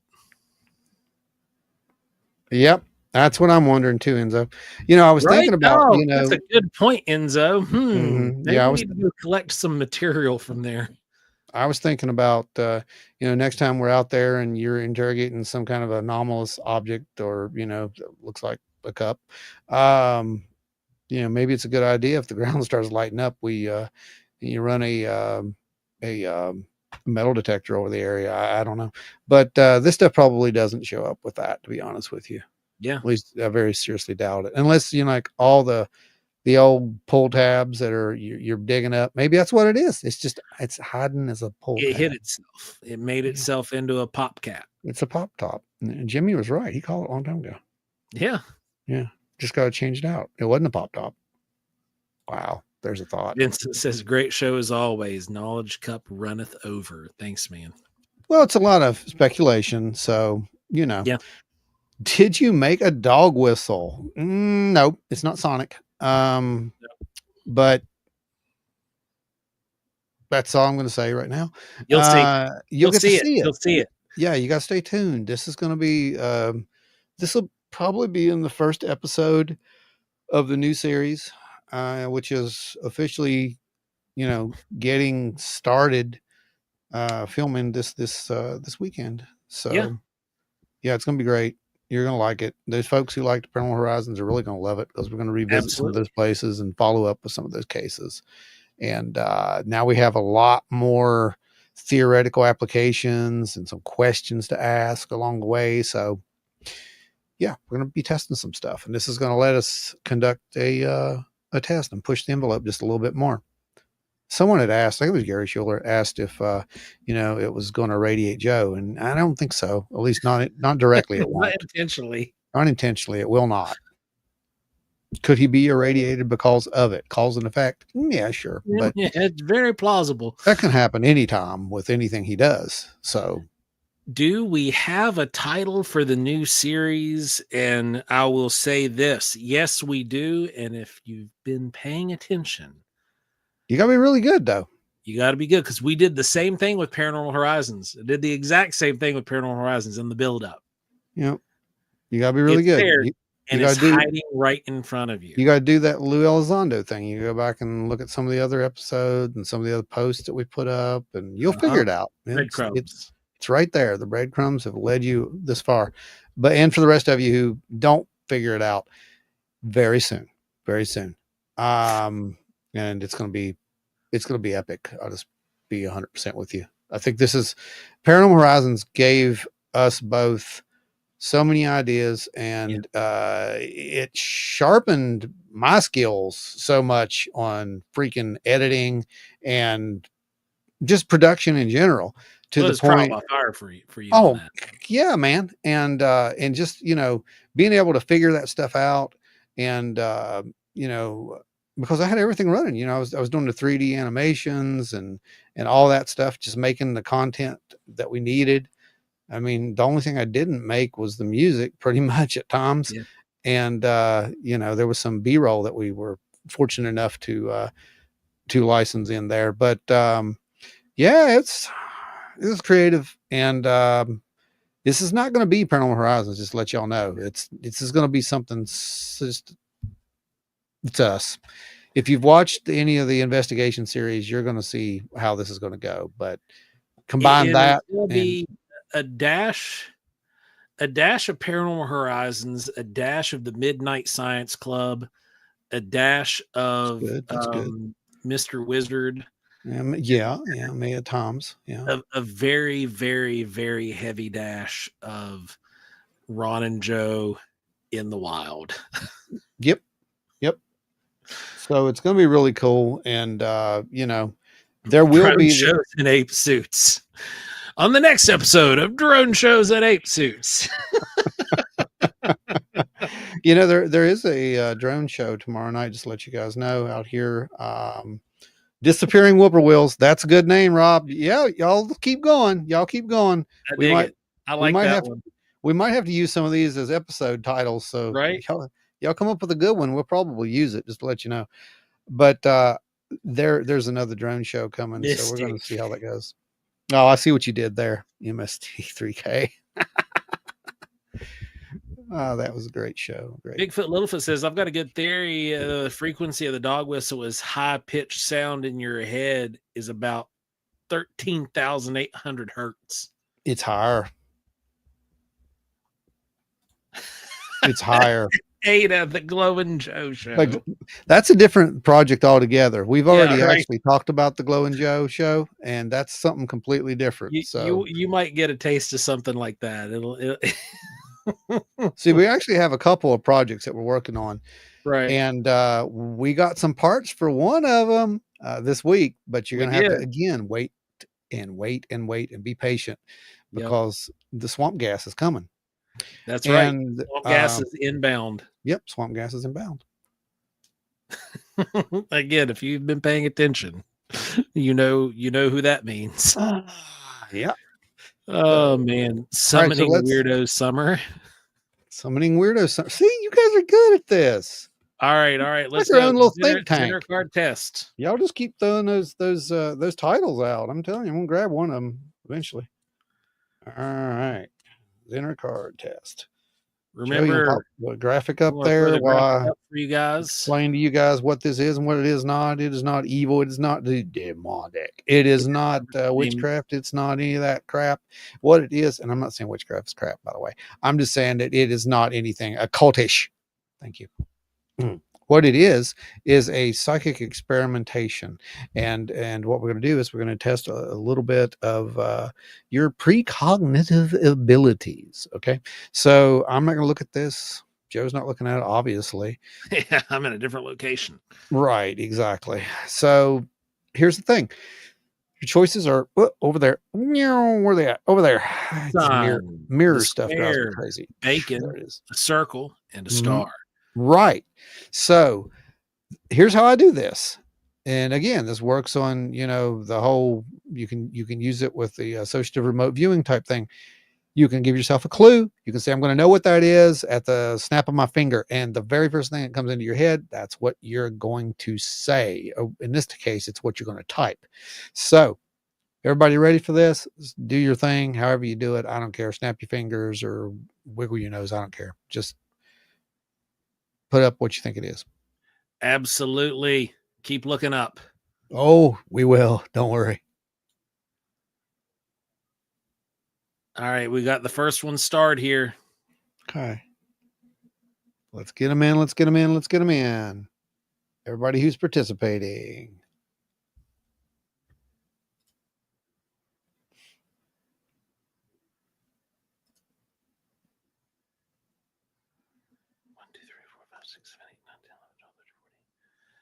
Got about half the room. Half the room has got their guesses in.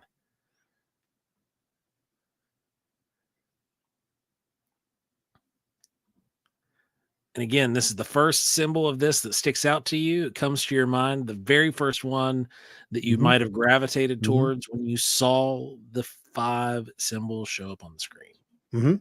Yep. Yep. And in fact, we're going to do this one more time, and I want you to do something for me, okay? But yeah, exactly. And that's how you do it. Like the first thing, try not to think. If you think about it, you're going to mess it up. Yep.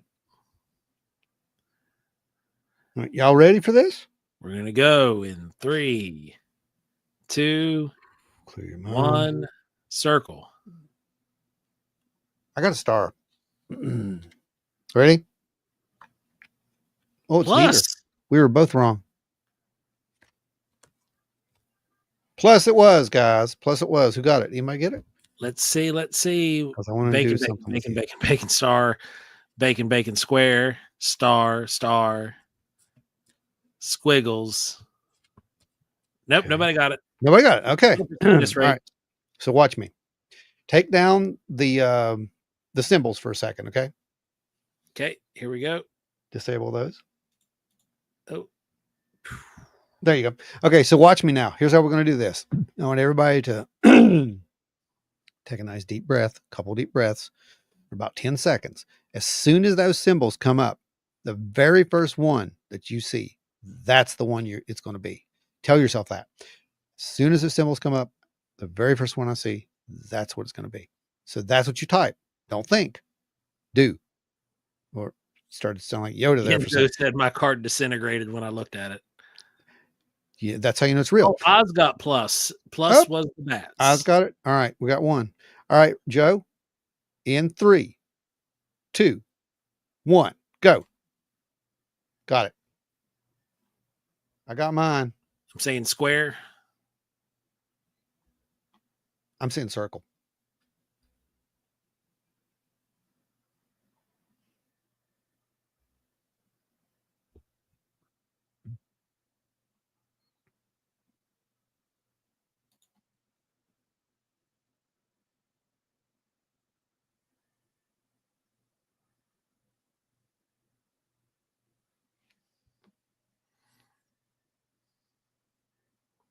See, Tony says pig. Oink, oink. Pig. Bacon.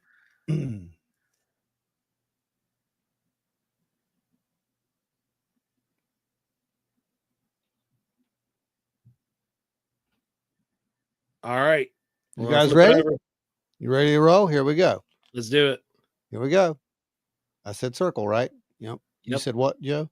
I said square. We were wrong. Bacon. It's bacon along. It's like We got a several. bacon. We got one. Oh, you gotta be kidding me.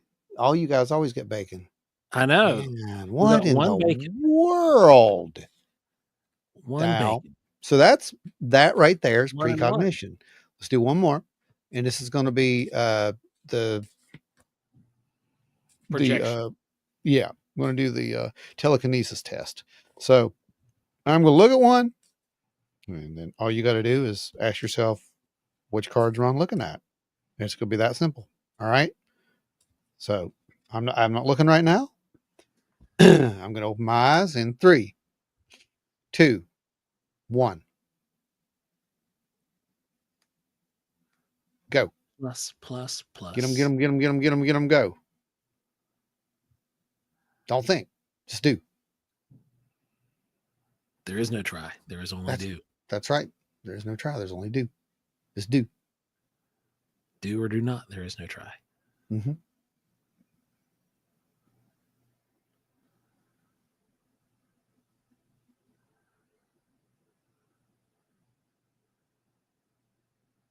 I didn't guess. I willed bacon into the universe, said Tony. Well, it's very possible you did. All right. Ready? Let's see it. Circle. Oz got it. So Oz got 2 of them, 3 of them. I've got 2. No surprise to me. No surprise to me at all. So next week, what we're going to do with the Little inner card? Tony, we're also in on that one. Good job. So next time we're going to try to see if pain has any effect on it. So I want everybody to take a book and slam their hand down really fast with the book, and then we'll see if you can get them better that way. Next week on Wild and Weird Radio Live, we are going to be telling you spilling the beans. Nothing. On how the next meeting is going to work. Yeah, we are. We've been working on it, and we think what's going to happen, because we're moving into such a weird area at this point. We want to do something really cool. So we're going to do something a little different. So we're going to see if we can make that happen and figure out a date for it and whatnot. So we'll have those questions answered for you next week. Absolutely. The date probably won't be fixed next week, but we're going to tell you how the next meeting is going to work and what you can expect. And it's going to be cool. You're going to want to be there, and there will be a cap. There will be a cap, just to let you know. So guys, thanks for hanging out with us. We appreciate each and every one of you all, especially the executive producers and the folks who go out and share the show with all their friends on their social media platforms. You guys are amazing. Thanks for sharing it. Keep sharing it. We got to get them shared more. We got to get them shared more. And remember, as soon as the show's over, before you leave YouTube, please jump over into the comment section, the actual comments, not the live comments, but the actual comment section on the video. Make a comment there. That really actually throws it farther out into the pool for other people to see this. That's going to be particularly important. When it comes to this upcoming series, we're going to need you guys to just go and blow up the comment feed on that. Not just the live feed, but the actual comments. Because we don't have 10,000 viewers, right? Right. So that's the thing. We've got to get it out kind of word of mouth. So we've got to keep going. Are you expecting a big crowd at Mothman Festival? Oh, yes. Yeah. And yes, it looks like it has been revealed that we'll be. Oh, they did it? I saw it on somebody's post. I don't know if it's been officially revealed, but we'll be there. We've been sitting on that one for a hot minute. So let's just wait another week and make sure. But the folks who know what we're talking about, we think so. And, we'll confirm that. But it looks like it. Guys, appreciate every one of you all. Remember, next week, 8 p.m. Eastern, live on Thursday night. We are right here live, hanging out with each and every one of you. Bring some friends, bring some family, definitely bring some food for the show, because it's going to be a good one. It always is, because this show is primarily directed and steered by you all. And or them. That's right. So guys, try to be good this weekend. Remember, we're out on an expedition. Any wishful thoughts would be fantastic. It's also going to be my birthday. Pretty excited for that. Go be out doing some fun stuff on my birthday. It's going to be a blast. You know what we might do right before we do anything is we may post over on the group. Let's not even do that. Let's just do it right here first, because some of those people aren't on the group. But let's conduct an experiment and see if anything happens at say a certain time. Anybody want to come up with the time? Time would be now. Go right ahead and figure it out. But let's see if we can get you guys to interact. And it will happen before. Go back and watch the episode. If we can get a kind of a group mentality thing going, and see if you guys can make something happen remotely, because we're not going to be trying on site. We're not trying it on site. So we're going to be hands off as far as that goes, and conduct other experiments. So if something else happens and it's within a certain window, that's going to be a big data set. So remember, there are trillions of little objects floating around you all the time, apparently, and they're communicating potentially to some kind of weird satellites. We don't know what they're doing, but they've all seen you naked.